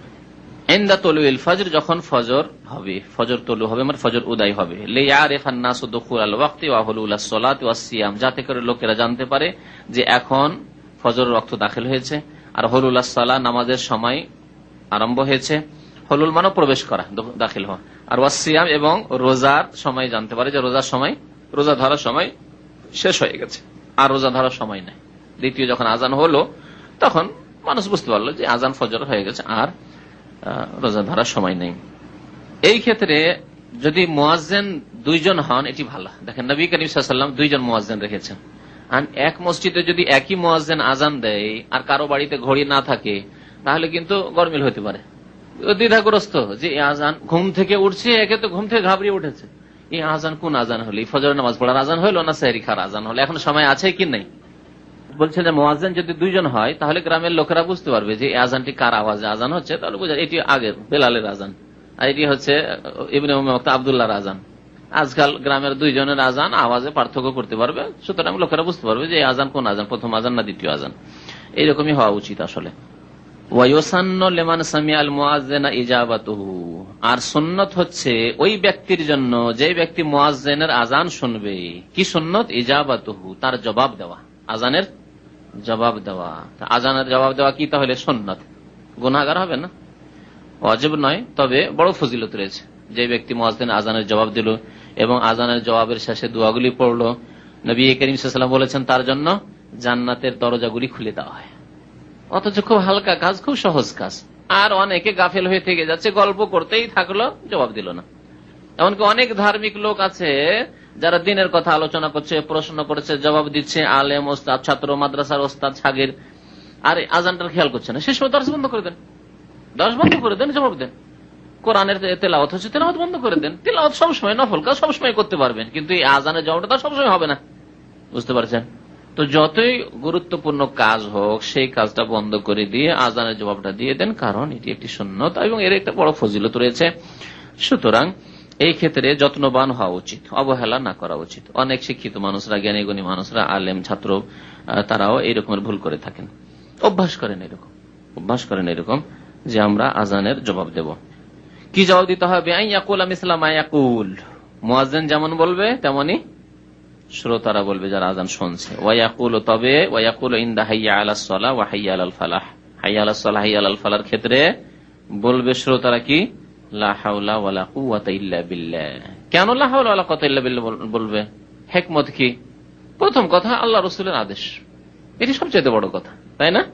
তবে নবী করিম সাল্লাল্লাহু আলাইহি ওয়াসাল্লামের আদেশ, আল্লাহর কোন আদেশ, তার হিকমত যদি জানি আমরা, আমাদের উলামায়ে কেরাম লিখে থাকেন, তাহলে সেটা উল্লেখ করতে কোনো দোষ নেই। কিন্তু প্রত্যেকটির হিকমত জানবো তাহলে আমল করবো না, এটি বিদাতি তরিকা। কেন এটা হবে? উটের গোশত খেলে বুঝু কেন নষ্ট হবে? যতক্ষণ বুঝবো না ততক্ষণ আমল করবো না, জায়েজ না। এটি হচ্ছে সুন্নাত থেকে বিমুখ হওয়া, গুমরাহি। পক্ষান্তরে যদি হিকমত জানি তো আলহামদুলিল্লাহ, না জানি তো আলহামদুলিল্লাহ। আমরা জানি না, আল্লাহ আলাম, আল্লাহ ভালো জানি, কিন্তু আল্লাহর আদেশ, রাসূলের আদেশ, বাস মানতে হবে। তো হাইয়া আলাস সালাহ হাইয়া আলাল ফালাহর ক্ষেত্রে লা হাওলা ওয়ালা কুওয়াতা ইল্লা বিল্লাহ বলতে হবে, এটি নবী করিম সাল্লাল্লাহু আলাইহি ওয়াসাল্লামের আদেশ। ইযা সামি'তুমুল মুআজ্জিনা ফাকুলু মিসলা মা ইয়াকুল ইল্লাল হাইয়ালাতাইন, নবী সাল্লাল্লাহু বলছেন, এটি হচ্ছে হাদিস। যখন তোমরা মুয়াজ্জিনের আজান শুনবে তখন যেমন করে সে বলে তেমন করে তোমরাও বলো, তবে হাইয়া আলাতাইন মানে দুই হাইয়া, মানে হাইয়া আলাস সালাহ আর হাইয়া আলাল ফালাহ, এই ক্ষেত্রে তোমরা কি বলবে? ফাকুলু লা হাওলা ওয়ালা কুওয়াতা ইল্লা বিল্লাহ। প্রথম কথা বলবেন, এটি নবী সাল্লাল্লাহু আলাইহি ওয়াসাল্লামের আদেশ। তবে হিকমত অর্থ যদি বুঝেন তাহলে হিকমত হয়ে যাবে। অর্থ যদি বুঝেন তো নিজেই হিকমত বের করতে পারবেন। হাইয়া আলাস সালাহ মানে নামাজের উদ্দেশ্যে এসো, হাইয়া মানে এসো, আহ্বান করো না, হাইয়া মানে এসো, হাইয়া হাইয়া মানে তাল তাল, হাইয়া মানে আরবিতে হয় তাল। তো হাইয়া আলাস সালাহ নামাজের প্রতি, নামাজের জন্য এসো। ও হাইয়া আলাল ফালাহ মুক্তির জন্য এসো, বা মুক্তির দিকে ধাবিত হও। এই যে মুক্তির জন্য ডাকলো, ফালার জন্য, সালাতের জন্য ডাকলো, আপনাকে আসতে হবে, আমাকে আসতে হবে, মুসলিম আসতে হবে। তবে এই আসার তৌফিক আল্লাহ যদি না দেন তো আসতে পারবো না। এক্ষুনি আসার ইচ্ছা করলাম আর হঠাৎ করে এমন পেটে ব্যথা শুরু হলো, আর কোথায় যাবেন? চিৎকার করা শুরু করলেন, আমাকে হাসপাতাল নিয়ে চলে, মরলাম মরলাম মরলাম, আর যাবেন কোথায়? মসজিদ। তাহলে আল্লাহ রাব্বুল আলামিন তৌফিক না দিলে আপনার কোনো উপায় নেই, ঠিক না? এইরকমই শয়তান মানুষের রক্তের সাথে চলাফেরা করছে। ইন্না শাইতান ইয়াজরি মিনাল ইনসানি মাজরাদ দাম। তাহলে শয়তান আজকের একজন ভালো মানুষকে কালকে গুমরাহ করতে পারে। কাল পর্যন্ত খুব ভালো মানুষ নামাজি, একেবারে হাইয়া আলাস সালাহ শুনতে দৌড় দিয়ে আসতো, কিন্তু বিশ্বকাপ খেলা শুরু হয়েছে, আর কোথা হাইয়া আলাস সালাহ হাইয়া আলাল ফালাহ, খেলা দেখে মত। এরকম বহু লোক আছে। হাইয়া আলাস সালাহ হাইয়া আলাল ফালাহর ক্ষেত্রে কি বলতে হবে? লা হাওলা ওয়ালা কুওয়াতা ইল্লা বিল্লাহ। লা হাওলা ওয়ালা কুওয়াতা ইল্লা বিল্লাহ মানে কি? লা হাওলা আমার ফেরার কোনো ক্ষমতা নেই, হাওল মানে ফেরা, ওয়ালা কুওয়াতা আমার কোনো শক্তি নেই, ইল্লা বিল্লাহ আল্লাহ ছাড়া, আল্লাহর তৌফিক ছাড়া। তাহলে যখন আপনাকে নামাজের জন্য ডাকছে মুয়াজ্জিন, মুক্তির জন্য ডাকছে, তখন আপনি বলছেন যে আমার ফেরারও ক্ষমতা নেই, দাঁড়ারও ক্ষমতা নেই, যাওয়ারও ক্ষমতা নেই, যদি আল্লাহ তৌফিক না দেন। যদি বাধা সৃষ্টি হয়ে যায়, এমন বাধা যে আমি মসজিদে যেতে পারলাম না, লা হাওলা ওয়ালা কুওয়াতা ইল্লা বিল্লাহ। সুতরাং আপনি বলতে চাইছেন যে দেখো আমি লাব্বাইক হাজির আছি, আল্লাহ যদি আমাকে তৌফিক দেয় তো আমি হাজির আছি। তুমি ডাক দিলে হাইয়া আলাস সালাহ হাইয়া আলাল ফালাহ বলে মসজিদের দিকে ডাক দিলে, আমি ওকে আসছি, লাব্বাইক হাজির। তবে আল্লাহ যদি তৌফিক না দেয় তো আমার কোনো ক্ষমতা নেই। সুম্মা ইয়াকুলু বাদা মা ইয়াফরুগুল মুয়াজ্জিন, মুয়াজ্জিন যখন আজান থেকে ফারিগ হয়ে যাবে, মানে আজান শেষ হয়ে যাবে, তখন কি বলবে? দোয়া বলবে, আল্লাহুম্মা রাব্বা হাযিহি দাওয়াতিত তাম্মা ওয়াস সালাতিল কায়িমা আতি মুহাম্মাদানিল ওয়াসিলাতা ওয়াল ফাদিলা ওয়াবআসুহু মাকামান মাহমুদা আল্লাযী ওয়া'আদতা ওয়াবআসুহু আল মাকামাল মাহমুদা আল্লাযী ওয়া'আদতা। এই দোয়া এছাড়াও দোয়া রয়েছে। ওয়া ইয়াহরামুল খুরুজু মিনাল মসজিদ, মসজিদ থেকে বের হওয়া হারাম। কখন? বাদাল আজান, আজানের পরে। সবসময় হারাম না, বলছে বেলা ওজরেন, বিনা ওজরে, কোনো অজুহাত নেই, শরঈ ওজর নেই। ওজর অন্তর্ভুক্ত হচ্ছে পেশাব পায়খানার প্রয়োজন, ছিলেন বসে যে মাগরিবের ওযুতে এসা পড়েই যাব, আর যেমনই আল্লাহু আকবার আজান হয়েছে তেমনই পেশাব পায়খানার বেগ, তখন কি করবেন? যেতে হবে। এটি ওজর, কি হচ্ছে? ওজর। কিন্তু আপনার ইচ্ছা আছে যে আমি পেশাব পায়খানা থেকে সেরে আবার মসজিদে ফিরে আসবো। আও নিয়াতে রুজুইন, প্রত্যাবর্তনের নিয়ত নেই, গেলেন আর ফিরে আসবেন না মসজিদে, তো চলবে না, নামাজ ওখানে পড়েই বের হইতে হবে। অন্য জায়গায় নামাজ পড়বো বলে আজানের পর বের হবেন না, জায়েজ নয়। আর ফেরার যদি নিয়ত থাকে, তাহলে জায়েজ আছে। ওয়াইযা শারাআল মুআজ্জিনু ফিল আযানি, মুয়াজ্জিন যদি আজান আরম্ভ করে দেয়, ওয়াল ইনসানু জালিস, আর কোন মানুষ যদি বসে থাকে, ফালা ইয়ামবাগি লাহু আন ইয়াকুম, তাহলে তার জন্য দাঁড়ানো উচিত নয়, দাঁড়ানো মুনাসিব নয়, অনুচিত বা সমীচীন নয়। বাল ইয়াসবিরু, বরং ধৈর্য ধারণ করবে, হাত্তা ইয়াফরুগা লিআল্লা ইয়াতাশাব্বাহা বিশ-শায়তান, যতক্ষণ ফারিগ না হয়ে যাবে আজান থেকে, যাতে করে শয়তানের সাদৃশ্যতা না হয়, শয়তানের সাদৃশ্যতা না হয়। কি জন্য? যে শয়তান, হাদিসে আছে যে আজান দিলে শয়তান পালাতে শুরু করে। বসে আছেন হঠাৎ আল্লাহু আকবার আজান হতে উঠে গেছেন, তাহলে একটা শয়তানের অনুকরণ হয়ে যাচ্ছে, শয়তানের সাদৃশ্যতা হয়ে যাচ্ছে। আজান শুনলেন, আজানের জবাব দিয়ে দেন, এটি হচ্ছে উত্তম, যেখানে অবস্থান করে রয়েছেন, তারপরে মসজিদের দিকে রওনা হন। ওয়ায়ামবাগি লিল মুসলিমি ইযা সামিআ আল আযান আন ইয়াতাওয়াজ্জাহা ইলাল মসজিদ, মুসলিমের জন্য উচিত যখন আজান শুনবে তখন মসজিদের দিকে মুখ করবে, মসজিদের উদ্দেশ্যে রওনা হবে। তাওয়াজ্জুহ করা মানে রওনা হওয়া, মসজিদের উদ্দেশ্যে রওনা হবে। ওয়ায়াতরুকা সাইরাল আমালিদ দুনিয়াউইয়া, পার্থিব সমস্ত কাজ ত্যাগ করবে, পার্থিব সমস্ত কাজ ছেড়ে দেবে। অফিসের কাজই হোক, আর লেবারের কাজই হোক, আর দোকানপাটেরই কাজ হোক, যে কোনো কাজ হোক না কেন, দুনিয়ার কাজ হলে সমস্ত কাজ ছেড়ে দিয়ে মসজিদের দিকে রওনা হবে। সুতরাং এটি ইসলামের বিধান যে যখন আজান হবে তখন কাজ কর্ম বন্ধ করে দেওয়া হবে। সুতরাং মুসলিম সরকারের উচিত যে আজান হতেই কাজকর্ম বন্ধ করে দেওয়ার আদেশ প্রদান করা।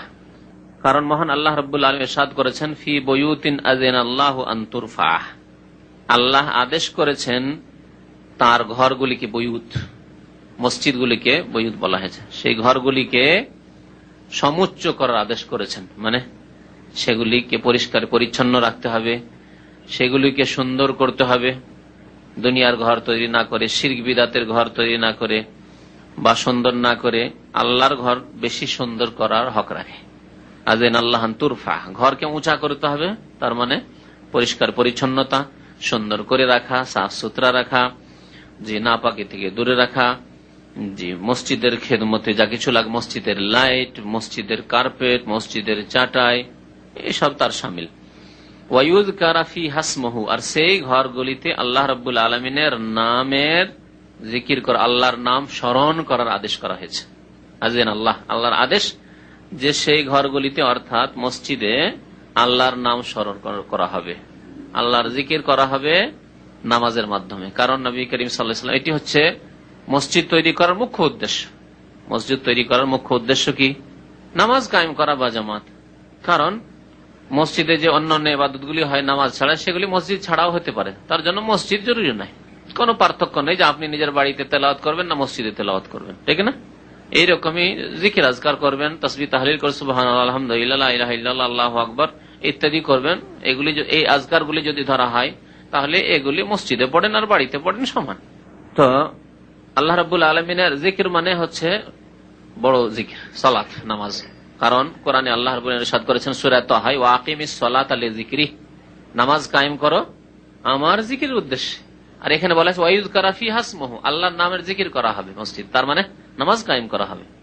আল্লাহ রাব্বুল আলামিন আরেক আয়াতে বলছেন, উতলু মা উহিয়া ইলাইকা মিনাল কিতাব ওয়া আকিমিস সালাতা ইন্নাস সালাতা তানহা আনিল ফাহশাই ওয়াল মুনকার, নামাজ তোমরা কায়েম করো, নামাজ মানুষকে অন্যায় অশ্লীল কাজ থেকে বিরত রাখে। তারপরে বলছেন ওয়ালা যিকরুল্লাহি আকবার, আল্লাহর জিকির সবচাইতে বড়।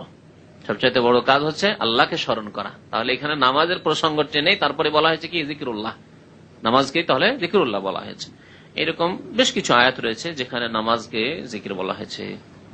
ইউসাব্বিহু লাহু ফিহা বিল গুদুবি ওয়াল আসাল, সেই ঘরগুলিতে অর্থাৎ আল্লাহর মসজিদগুলিতে তাসবিহ পাঠ করে সকালে এবং বিকালে। গুদু মানে সকাল আর আসাল মানে বিকেল, সকাল বিকেলে অর্থাৎ 5 ওয়াক্ত। রিজালুন লা তুলহিহিম তিজারাত, সেই সব লোকেরা কারা আল্লাহর তাসবিহ পাঠ করে। এখানে তাসবিহ বলে আখ্যায়িত করা হয়েছে নামাজকে, নামাজকে তাসবিহ বলা হয়। নফল নামাজকে হাদিসে তাসবিহ বলা হয়েছে, সালাতুল জোহাকে সুবহাতুল জোহা হাদিসে বলা হয়েছে। তাসবিহ একটি অংশ নামাজের। সুবহান রাব্বিয়াল আযীম, সুবহান রাব্বিয়াল আলা, সানা সুবহানাকা আল্লাহুম্মা ওয়া বিহামদিকা ওয়া তাবারাকা ইসমুকা ওয়া তাআলা জাদ্দুকা ওয়া লা ইলাহা গায়রুকা। তাহলে সুবহান আছে কিনা এগুলোতে? তো এগুলি থাকার কারণে নামাজকে তাসবিহ বলে আখ্যায়িত করা হয়েছে। এই জন্য এক রাকাত, রাকাত শব্দটি রুকু থেকে, এমনকি রাকাত যে 1 রাকাত 2 রাকাত বলছি আমরা, এই রাকাত শব্দটি রুকু থেকে, আরবিতে রাকা ইয়ারকাউ রুকুআন রাকাতান। তো ইউসাব্বিহু লাহু ফিহা বিল গুদুবি ওয়াল আসাল, এই মসজিদগুলিতে আল্লাহর ঘরে সকাল বিকেল তাসবিহ করে কারা? কারা তাসবিহ করে অর্থাৎ কারা নামাজ কায়েম করে নিয়মিত পাবন্দির সাথে? রিজালুন, ওই সব লোকেরা, লা তুলহিহিম তিজারাতুন ওয়ালা বাইউন আন যিকরিল্লাহ, যাদেরকে গাফিল করতে পারে না না ব্যবসা না কেনাকাটা। তিজারা ব্যবসা, ব্যয় মানে বেচা, বিক্রি করার ক্ষেত্রে ব্যয় ব্যবহার হয়, কিন্তু কখনো কখনো আরবি ভাষায় ব্যয় মানে কেনা বেচা দুটোই হয়। তাহলে কেনাকাটা অথবা ব্যবসা বাণিজ্য কাছাকাছি শব্দ। তাদেরকে গাফিল করতে পারে, লা তুলহিহিম, তাদেরকে গাফিল করে না, ব্যবসার জন্য গাফিল, দোকানপাট বন্ধ করা যাবে না, ব্যবসা বাণিজ্য বন্ধ করা যাবে না, কমার্শিয়াল সেন্টার বন্ধ করা যাবে না, ওয়ালা বাইউন, আর না হাটে বাজারের সময় এখন হাট বাজারের কাজ বন্ধ করা যাবে না, না হলে নামাজ পড়ে আধা ঘন্টার মধ্যে সব কেনাকাটা শেষ হয়ে যাবে, সুতরাং না থাক নামাজ। যেন আমাদের দেশের গরু হাটের অবস্থা, ছাগল হাটের অবস্থা, সেই দিন আর নামাজ পড়ে না। যারা গরু আর ছাগল বিক্রি করতে যায় বা কেনার জন্য যায়, তারা তা নিয়ে ব্যস্ত, আসরের নামাজ এসে রাত্রে পড়ে। যারা নামাজি তাদের অবস্থা এরকম। ওয়ালা বাইউন আন যিকরিল্লাহ, আল্লাহর জিকির থেকে, আল্লাহকে স্মরণ করা থেকে তাদেরকে গাফিল রাখতে পারে না ব্যবসা বাণিজ্য না কেনাকাটা। ওয়া ইকামিস সালাহ, এবং নামাজ কায়েম করা থেকে। তাহলে জিকরুল্লাহ আম শব্দ, আর ইকামুস সালাহ নামাজ কায়েম করা খাস। ওয়া ইতাউজ যাকাত, যাকাত প্রদান করা ইবাদত। ইবাদত আল্লাহ যদি স্মরণে আমাদের না থাকে বলা যেতে পারে সেটিও আল্লাহর জিকিরের শামিল। কারণ আল্লাহ থেকে যদি কেউ গাফিল হয়ে যেত আল্লাহর জিকির থেকে, তাহলে সে যাকাত দিত না। আল্লাহকে বলে স্মরণ আছে যে আল্লাহর সামনে জবাবদেহি করতে হবে মালধন সম্পর্কে, জাকাত সম্পর্কে, সুতরাং জাকাত দিতে হবে। আল্লাহর স্মরণের কারণে জাকাত বের হচ্ছে। ইয়াখাফুনা ইয়াওমান, এবং সেই লোকেরা যারা সকাল বিকাল কি করে আল্লাহর মসজিদে তাসবিহ করে অর্থাৎ নামাজ কায়েম করে, এবং তাদেরকে আল্লাহর জিকির থেকে, নামাজ থেকে এবং জাকাত প্রদান থেকে তাদের ব্যবসা বাণিজ্য গাফিল করতে। ব্যবসা বাণিজ্যের হিসাব নেই, এত ব্যস্ত যে বছর পার হয়ে গেল ওর জাকাতের হিসাবই করার সময় হয় না। নিজের পয়সার হিসাব নিকাশে এত ব্যস্ত যে বছরকে বছর পার হয়ে চলে যাচ্ছে, জাকাতের কোন হিসাব নিকাশ নেই যে কয় টাকা আমার জাকাত বেরোবে। নয়, এইরকম নয় তারা। কারা? যারা নামাজি, যারা নামাজি, যাদের সম্পর্ক আল্লাহর ঘরের সাথে, মসজিদের সাথে, যাদের অন্তর মসজিদের সাথে ঝুলন্ত। যেমন হাদিসে বলা হয়েছে, ওরা জুলুন কালবহু মুআল্লাকুন বিল মসজিদ, 7 প্রকার মানুষকে আল্লাহ রাব্বুল আলামিন যে ছায়া দেবেন তার এক প্রকার হচ্ছে তাদের অন্তর ঝুলন্ত অবস্থা থেকে মসজিদে সব সময় ঝোলা, মসজিদের দিকে টান তাদের অন্তরে। ইয়াখাফুনা ইয়াওমান, তারা সেই দিনকে ভয় করে। তারা সেই দিনকে ভয় করে। কেন এরকম? তারা সকাল বিকাল নামাজ কায়েম করে, আল্লাহর জিকির করে, তারা জাকাত প্রদান করে। কি জন্য? ইয়াখাফুনা ইয়াওমান, সেই দিনকে ভয় করে। সেই জন্য, সেই দিনের ভয়, না হলে করতো না। ভয় যে সেই দিন আল্লাহর সামনে দণ্ডায়মান হয়ে জবাব দিতে হবে। তাতাকাল্লাবু ফীহিল কুলুব ওয়াল আবসার, যেই দিন অন্তর এবং দৃষ্টি সমূহ, কুলুব কলবের জামা আর আবসার বাসারের জামা, যেই দিন অন্তর এবং দৃষ্টি শক্তি পরিবর্তন হয়ে যাবে, এই অবস্থায় থাকবে না। মানে আপনি যে শান্তিতে এখন আছেন, মনে করছেন খুব শান্তিতে, কোনো চিন্তা নেই, সুস্থ রয়েছেন, সুস্থ মস্তিষ্কে রয়েছেন, আরামে বসে রয়েছেন, এইরকম থাকবে না। সেই দিন অন্তরের অবস্থা পরিবর্তন হয়ে যাবে। কি অবস্থা! হায় হায় হায় হায়, কি হবে আমার! নফসি নফসি নফসি নফসি। এমনকি আম্বিয়াগণ বলে নফসি নফসি নফসি। যাবেন আদম আলাইহিস সালামের কাছে, যাবেন নূহ আলাইহিস সালামের কাছে লোকেরা, যাবেন ইব্রাহিম আলাইহিস সালামের কাছে শাফাআতের জন্য, নফসি নফসি নফসি, আমি নিজেরকে নিয়ে চিন্তিত চিন্তিত চিন্তিত, কি হবে আমার। জি, তাহলে অন্তরের পরিবর্তন না হলে কেন নফসি নফসি করবে? ঠিক না? ওয়াল আবসার, এবং দৃষ্টিও পরিবর্তন হয়ে যাবে, এরকম থাকবে না। মানুষ যখন হতভম্ব হয়ে যায়, পরেশান হয়ে যায়, তখন তার দৃষ্টি কি সাধারণ থাকে না, তখন ব্যতিক্রম দৃষ্টি শক্তি তো দেখা যায়। চোখের সামনে দিয়ে একটি লোক চলে যাচ্ছে, খেয়ালই নেই তার, এত চিন্তায় মগ্ন যে তার খেয়াল নেই যে চোখের সামনে দিয়ে কে গেল আর কে এলো।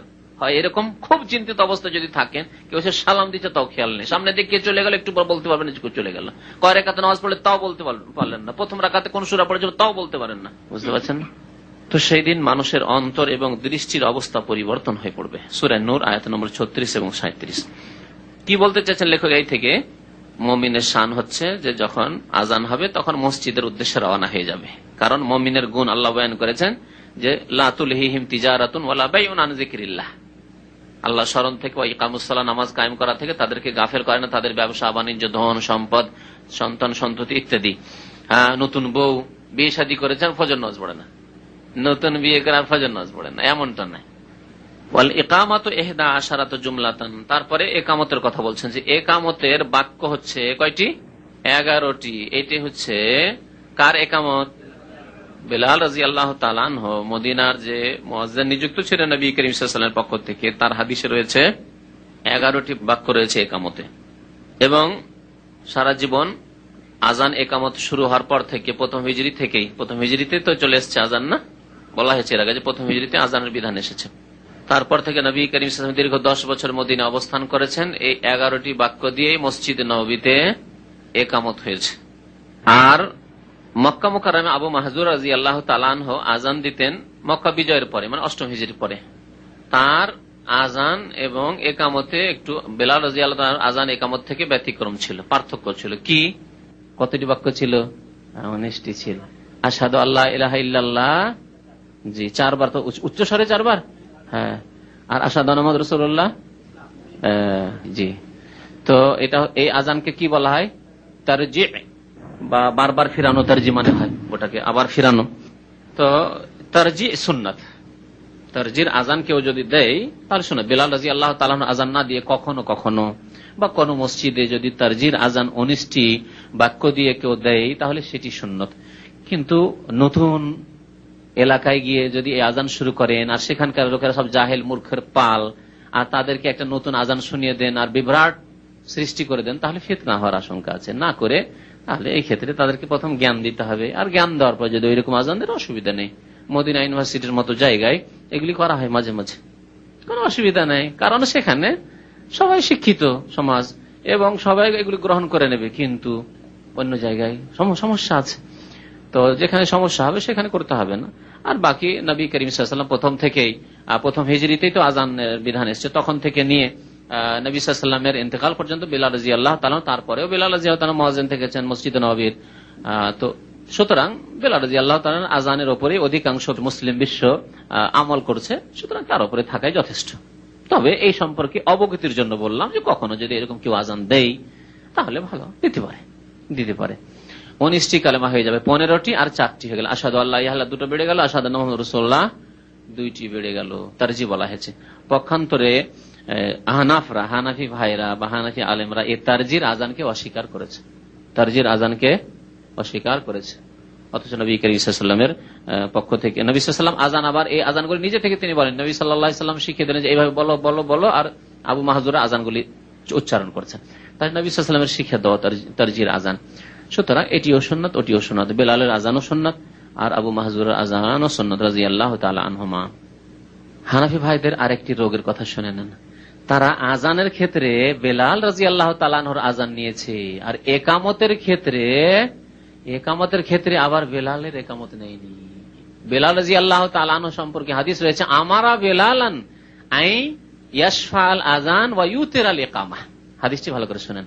নবী সাল্লাল্লাহু আলাইহি ওয়াসাল্লাম বেলালকে আদেশ করলেন যে আজানে 2-2টি করে বাক্য বলবে, 2-2টি বাক্য। আল্লাহু আকবার সম্পর্কে 4টি বাক্যকে 2-2 বলা হয়েছে, মানে 2 বারে যেহেতু বলতে হবে সেই জন্য, যেমন অনেকে ভাবছেন আল্লাহু আকবার আল্লাহু আকবার একটি বাক্য হলো, কিন্তু আসলে আরবিতে তো 2টি বাক্য হয়ে গেল। তো আল্লাহু আকবার একসাথেই যেহেতু বলতে হবে সেই জন্য এটিকে একটি ধরে নেওয়ার পরে সাফা মানে জোড়া জোড়া বলতে হবে। জোড়া জোড়া হবে কিসে? আজানে। আশহাদু আল্লা ইলাহা ইল্লাল্লাহ, আশহাদু আল্লা ইলাহা ইল্লাল্লাহ, আশহাদু আন্না মুহাম্মাদুর রাসূলুল্লাহ, আশহাদু আন্না মুহাম্মাদুর রাসূলুল্লাহ, হাইয়া আলাস সালাহ, হাইয়া আলাস সালাহ, হাইয়া আলাল ফালাহ, হাইয়া আলাল ফালাহ। আল্লাহু আকবার আল্লাহু আকবার, শেষখানে কালেমা লা ইলাহা ইল্লাল্লাহ, এটি ব্যতিক্রম, এটি জোড়া নয়, এটা হচ্ছে একবারই। ওয়ায়ুতিরাল ইকামা, একামত বেতর দিতে বলেছেন, মানে বেজোড়, আল্লাহু আকবার আল্লাহু আকবার একবারই হলে একসাথে, আশহাদু আল্লা ইলাহা ইল্লাল্লাহ আশহাদু আন্না মুহাম্মাদুর রাসূলুল্লাহ, হাইয়া আলাস সালাহ হাইয়া আলাল ফালাহ, ক্বাদ কামাতিস সালাহ ক্বাদ কামাতিস সালাহ, এটি যেহেতু অন্য হাদিসে রয়েছে যে একামতের ক্ষেত্রে ক্বাদ কামাতিস সালাহ, সেটা দুইবার রয়েছে। তারপরে আল্লাহু আকবার আল্লাহু আকবার লা ইলাহা ইল্লাল্লাহ। তো ইফরাদ অর্থাৎ আশহাদু আল্লা ইলাহা ইল্লাল্লাহ আশহাদু আন্না মুহাম্মাদুর রাসূলুল্লাহ, এগুলি হচ্ছে এক একবার করে, আর আল্লাহু আকবার আল্লাহু আকবার যে আযানে 4 বার ছিল সেটা 2 বার, সেটি ইফরাদ হয়ে গেল। এইভাবে একামত দিতে শিখিয়েছেন নবী করিম সাল্লাল্লাহু আলাইহি ওয়াসাল্লাম। কাকে? বেলাল রাদিয়াল্লাহু তাআলা আনহু। হানাফি ভাইদেরকে বলবো বা তাদের আলেমদেরকে বলবো যে আযানটি যখন 15 শব্দের বেলালের নিলে, তাহলে একামতটি কেন নিলে না? এইরকম কেন কাটা ছিঁড়া, কেন এইরকম অপারেশন কেন ইসলামী শরীয়তে হাদিসে? অপারেশন করে নিজের পক্ষ থেকে খেয়াল খুশি, এখান থেকে কিছু নিলাম ওখান থেকে কিছু নিলাম, কিন্তু খেয়াল খুশি হচ্ছে প্রবৃত্তির অনুসরণ। এটি কোরআন সুন্নাহর অনুসরণ না, এটি হচ্ছে ইত্তিবাউল হাওয়া, খাহিশাতে নফস। এটি খাহিশাতে নফস বলে উর্দুতে। নফসের, মনের প্রবৃত্তির অনুসরণ করা, মনে যেটা ভালো লাগলো সেটাই নিলাম, বা বড়রা যা বলেছে তাই নিলাম, দেখলাম না যে সঠিক কোনটি সহি কোনটি। তাহলে নিজের প্রবৃত্তিকে অনুগত বানাইতে হবে আল্লাহ এবং রসুলের, অনুগত বানাইতে হবে আতিউল্লাহ ওয়া আতিউর আল্লাহ এবং রসুলের। রাসূলুল্লাহ সাল্লাল্লাহু আলাইহি ওয়াসাল্লাম বেলাল রাদিয়াল্লাহু তাআলা আনহুকে আযান শিখিয়েছেন, আযান তার মতো দিলেন, আলহামদুলিল্লাহ ভালো কথা, বেলালের আযান দিচ্ছে, তাহলে একামতটাও বেলাল রাদিয়াল্লাহু তাআলা আনহু নেন। এখানে কেন এরকম দ্বিমুখী স্বভাব?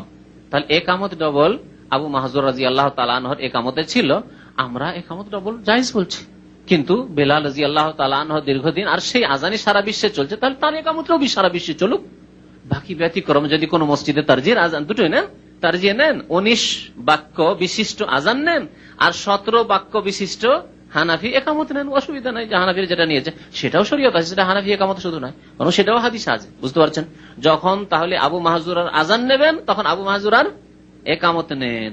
তো একামতে কতটি বাক্য আছে? বেলালের একামতে কতটি বাক্য আছে রাদিয়াল্লাহু তাআলা আনহু? 11, ঠিক 11। তাহলে একামতের ক্ষেত্রে কট্টর যারা, তাদের বিরোধিতা করি আমরা। বাকি কথা হলো একামত কখনো, বরং অধিকাংশ সবাই আপনি একরা একামত দেন, বেলাল রাদিয়াল্লাহু তাআলা একামত কখনো কখনো ডবল একামত দেন, কোনো অসুবিধা নেই। কিন্তু জাহেল মূর্খরা কি করে, আমি দেশে দেখেছি হানাফি মসজিদে একজন একরা একামত বেলাল রাদিয়াল্লাহু তাআলা আনহু একামত দিয়েছে, আর এক গোড়া হানাফি বলছে একামত দিতে ডংনের একামত দিতে বসে যাও, সরিয়ে দিয়ে আবার ডবল করে একামত দিয়ে তারপর নামাজ পড়ল। চোখে দেখা ঘটনা, ছোট কালকার ঘটনা বলছি। আর এখানে কিছু মূর্খ, দেশের কিছু মূর্খ বধূদেরকে দেখেছি, একজন বাংলাদেশি বা ভারতীয়, ও হানাফি তরিকা একামত দিয়েই ফেলেছে, এসছে নতুন নতুন, জানে না যে এখানে একরা একামত চলে, ডবল একামত দিয়ে ফেলেছে। তারপর আবার নতুন করে ওই বধূ দেখে একামত দিল, বুঝতে পারছেন? তো অজ্ঞতা মানুষকে কি না করে। এখানে এই এক শ্রেণীর লোকের অজ্ঞতা, কিন্তু এখানকার অজ্ঞতা অনেকটাই কম আমাদের দেশের অজ্ঞতার তুলনায়। এখানে না জানার অজ্ঞতা, আর আমাদের দেশে জেনে শুনে হটকারিতার অজ্ঞতা, গোঁড়ামির অজ্ঞতা। কোনটি অজ্ঞতা বেশি বিপজ্জনক? জেনে শুনে যদি কেউ বিভ্রান্তির শিকার হয়, সেটি বেশি খতরনাক, বিপজ্জনক। আর না জানার কারণে আল্লাহ মাফ করে, জানে না সেই জন্য আবার করে একামত দিল। জেনে জানে যে এটি একামত আছে, হাদিসটা দিচ্ছেন নাই, আর ও জানে থাকলেও হানাফি মযহাবে একামত নাই, তোমার একামত বাতিল, কারণ তুমি হানাফি মযহাবের তরিকায় একামত দিলে না। তুমি বুঝতে পারছেন? তাহলে জেনে শুনে হটকারিতা করে একামত গ্রহণ করলো না, সে বেশি বিপদে রয়েছে, খাতরায় রয়েছে। তো কথা হচ্ছে যে দুটোই জায়েজ। না হয়তো তাদের কাছে ওইভাবে হাদিস পৌঁছেনি, আল্লাহু আলাম, অথবা যেভাবে হোক তাদের কাছে মুখ্য ব্যাপার স্যাপার হচ্ছে যে তাদের ইমাম সাহেবের ফতুয়া, আর তারপরে তখন তারা দলিল খোঁজাখুঁজি করেছেন। ইমাম সাহেবের ফতুয়া দেখছেন যে না, একামত তো ডবল, আর আজান আবার তারজি নয়, এটা হচ্ছে ইমাম সাহেবের ফতুয়া। ইমাম সাহেব যখন ফতুয়া দিয়েছেন, এখন ওর অনুকূলে দলিল খুঁজতে শুরু করেছে। এটার দেখা যায় না, দলিলটা আসলে রাখবো, তারপরে ইমাম সাহেবের কথা ঠিক হলে নেবো, না হলে নেবো না, ইমাম সাহেবের কথাটি ঠিক থাক, আর তারপর দলিল খোঁজাখুঁজি করি। দলিল খুঁজে খুঁজে দেখা গেল যে মক্কার একামতটা মিলছে ইমাম সাহেবের কথার সাথে, সুতরাং ওখান থেকে দলিল নি, আর মদিনার আজানটা মিলছে, ওখান থেকে নি। তো দলিল পরে তাদের কাছে পার্থক্যই, দলিল পরে আর আগে হচ্ছে ইমাম সাহেবের কথা, বুঝতে পারছেন? পক্ষান্তরে কোরআন এবং সুন্নাহর অনুসারীদের কাছে হচ্ছে আগে দলিল, আল্লাহ রাসূলের কথা, তারপরে ইমামদের কথা। ইমামদের কথা থেকে আমরা সাহায্য নেব, উপকৃত হবে যে তারা কি বলেছেন, এই সম্পর্কে মন্তব্য কি করেছেন, কোনটি উত্তম কোনটি অনুত্তম বলেছেন, পড়বো, শুনবো, দেখবো, বিবেক বিবেচনা করব, কিন্তু চূড়ান্ত ফয়সালা হবে কিসের মাধ্যমে? কোরআন সুন্নাহ সহিহ হাদিসের মাধ্যমে। বুঝতে পারছেন? আর তাদের চূড়ান্ত সিদ্ধান্ত হচ্ছে ইমাম সাহেবের উক্তি, ইমাম সাহেবের মত, ফিকহ মাসলা, লোকের কথা, আলেমের কথা, আর বাকি দলিলগুলি খুঁজতে হবে, যেহেতু লোকজন দলিল জিজ্ঞেস করলে কখনো বলতে হইতে পারে। বুঝতে পারছেন না? শুনেন, যেখানে পরিবেশ নাই সেখানে করেন না, সেখানে উত্তমটা শেখান। যেমন আমাদের বাংলাদেশে হানাফি মসজিদে হঠাৎ করে যদি একরা একামত দেন তাহলে ঝগড়া ফাসাদ হতে পারে, কারণ মযহাবী গোড়ামি রয়েছে। তাহলে তাদেরকে বুঝিয়ে যদি একরা একামত, বেলাল রাদিয়াল্লাহু তাআলা একামত যেটি হচ্ছে উত্তম, সেটি চালু করতে পারে সবচাইতে ভালো। আর না হলে তাদেরকে যদি বুঝিয়ে নিতে পারেন এটা যে দুটোই চলে, সুতরাং কখন আমরা একরা একামত দেবো, কখনো ডবল দেবো, সেটাও ভালো, সেটাও ভালো। কিন্তু শুধু আবু মাহজুরার একামতের ওপর থাকবে আর আবার আজানের আবু মাহজুরার নেবে না, আবার আজান এখানকার, ওইখান থেকে আজান, ওইখান থেকে একামত, না, তো বুঝাইতে হবে এগুলি ব্যাপার। আর একামত গুলি দিতে হবে খুব দ্রুত, মানে লম্বা করে না, টান দিয়ে আজানের মতো। ইয়াহদেরোহা, হাদার করা মানে তাড়াতাড়ি পড়ে যাওয়া। কেরাতের ভাষা এটি হাদার। কেরাত একটা হচ্ছে তারতিল করে পড়া, খুব টান টন দিয়ে পড়া কোরআনের তেলাওয়াত, আর একটা হচ্ছে হাদার করা। আলহামদুলিল্লাহ রাব্বিল আলামিন আর রহমানির রহিম মালিক ইয়াউমিদ্দিন, এটা হচ্ছে হাদার। তো ওই রকম একামতটা হাদার হবে, আজানের মতো লম্বা টান দিয়ে নয়। আই ইউসরিউ ফিহা, হাদার করার অর্থ হচ্ছে তাড়াহুড়া করা, ইউসরিউ মানে জলদি করা। লিআন্নাহা লিইলামিল হাজিরিন, কারণ একামত দূরের লোকদেরকে জানানোর জন্য নয়, উপস্থিতগণকে জানানোর জন্য। মসজিদে যারা উপস্থিত তাদেরকে জানানোর জন্য যে একামত হয়ে গেছে, তার মানে নামাজ শুরু হচ্ছে। কেউ যদি সুন্নাত পড়ে ছেড়ে দাও, হ্যাঁ, দিয়ে লাগো, আর বসে থাকলে কথা বললে উঠো, দাঁড়াও, এখন নামাজ শুরু হতে যাচ্ছে। লিআন্নাহা লিইলামিল হাজিরিন, তাড়াতাড়ি কেন বলতে হবে একামত গুলি? কারণ এগুলি উপস্থিত ব্যক্তিদেরকে জ্ঞাত করার উদ্দেশ্যে। একামত হচ্ছে উপস্থিত ব্যক্তিদেরকে জ্ঞাত করার উদ্দেশ্যে। ফালা দাইয়া লিতারাসসুল ফিহা, সুতরাং তাতে দীর্ঘ করার কোনো প্রয়োজন নেই। আল্লাহু আকবার, আল্লাহু আকবার, লম্বা করার কোনো প্রয়োজন নেই। আল্লাহু আকবার, আল্লাহু আকবার, এইভাবে। ওয়া ইউস্তাহাব্বু আন ইয়াতাওয়াল্লাল ইকামা মান তাওয়াল্লাল আযান। আর একটি মাসলা, একামত কে দিবে? একামত কে দিবে? এই ক্ষেত্রে উত্তম হচ্ছে যে ব্যক্তি আযান দিয়েছে সেই ব্যক্তি কি করবে? একামত দেবে। সেই ব্যক্তি বেশি হক রাখে, তবে অন্য ব্যক্তিও দিতে পারে। মুয়াজ্জিন হয়তো নেই, বিলম্ব করছে, অথবা মুয়াজ্জিন অনুমতি দিল, দিতে পারে, কোনো অসুবিধা নেই। ওয়ায়ুস্তাহাব্বু, আর মুস্তাহাব উত্তম হচ্ছে আন ইয়াতাওয়াল্লাল ইকামাতা মান তাওয়াল্লাল আযান, যে ব্যক্তি আযানের দায়িত্বশীল, আযান যে ব্যক্তি দিয়েছে সেই ব্যক্তি একামত দেবে। এই একটি মাসলা। তবে অন্য লোক আগে বেড়ে একামত দিতে লাগবে না, যতক্ষণ মুয়াজ্জিন না বলবে যে তুমি একামত দাও, অথবা সময় হয়ে গেছে, ঘড়ির কাঁটা আগে বেড়ে চলে যাচ্ছে, আর মুয়াজ্জিনের খোঁজ খবরই না, আযান দিয়ে কোনো কারণে হোক নেই মসজিদে, তাহলে যে কোনো ব্যক্তি একামত দেবে। আরেকটি মাসলা হচ্ছে যে একামত যে দেবে ইমামের অনুমতি ক্রমে দেবে। ইমাম যতক্ষণ না এসেছে, অনুমতি দেয়নি, ততক্ষণ একামত দেবে না। কারণ একামত দিয়ে দিচ্ছে, হয়তো ইমামকে দেখেইনি, তারপরে 5 মিনিট ধরে 10 মিনিট ধরে আর ইমাম আসে না, তাহলে তো মুশকিল। সুতরাং যখন ইমামকে দেখে নেবে যে মসজিদে পৌঁছে গেছে, হয় বলছে যে আপনি একামত দাও, অথবা দেখতে পেয়েছে যে হ্যাঁ এখন নামাজ পড়ানোর জন্য চলে আসছে। নবী করিম সাল্লাল্লাহু আলাইহি ওয়াসাল্লাম তাই করতেন, হুজরা মুবারাকায় থাকতেন, আর যেমনই হুজরার পর্দা থেকে মসজিদে বেরিয়ে আসতেন, বেলাল রাদিয়াল্লাহু তাআলা আনহু দেখতে থাকতেন। যখনই দেখতেন যে হ্যাঁ পর্দা থেকে বেরিয়ে চলে এসেছেন মসজিদে, তখনই তিনি একামত দিতে লাগতেন। ওয়ালা ইউকিমু ইল্লা বিইذনিল ইমাম, একামত দেবে না ইমামের অনুমতি ছাড়া, ইমামের অনুমতি নিয়ে একামত দেবে। লিআন্নাল ইকামাতা মানুতুন ওয়াক্তুহা বিনাজরিল ইমাম, কারণ একামত নির্ভরশীল ইমামকে দেখার উপর। একামতের ওয়াক্ত নির্ভর করছে কিসের উপর? ইমামকে দেখার উপর। ইমামকে দেখলে একামত দিতে হবে, না দেখলে একামত দিয়ে তো বিলম্ব হবে, একামতের পরেও বিলম্ব করতে হবে, এটা ঠিক নয়। ফালা তুকামু ইল্লা ইশারাতিহি, সুতরাং তার ইশারা ইঙ্গিত ছাড়া একামত দেওয়া হবে না। যখন ইমাম সাহেব ইশারা ইঙ্গিত করবেন যে হ্যাঁ একামত দাও, তখনই একামত দেবে। তবে হ্যাঁ সময় চলে যাচ্ছে আর ইমাম সাহেব আসছে না, তখন নজরুল ইমাম দেখবে, তাহলে একামত দিবেন না। তখন জানেন, যেমন এখানে সময় নির্ধারিত আছে 20 মিনিট সময়, আর এখানে একটা আইন করা আছে যে ইমাম বিলম্ব করলে তার জন্য আর 5 মিনিট বিলম্ব করা যেতে পারে, তার বেশি 6 মিনিট নাই, 5 মিনিট বিলম্ব করবে, তারপর বাস যে কেউ একামত দেবে, ইমাম না থাকলেও তার নামাজ পড়াবে। ওয়া সাল্লাল্লাহু আলা নবিয়ানা মুহাম্মদ ওয়া আলা আলিহি ওয়া সাহবিহি আজমাইন।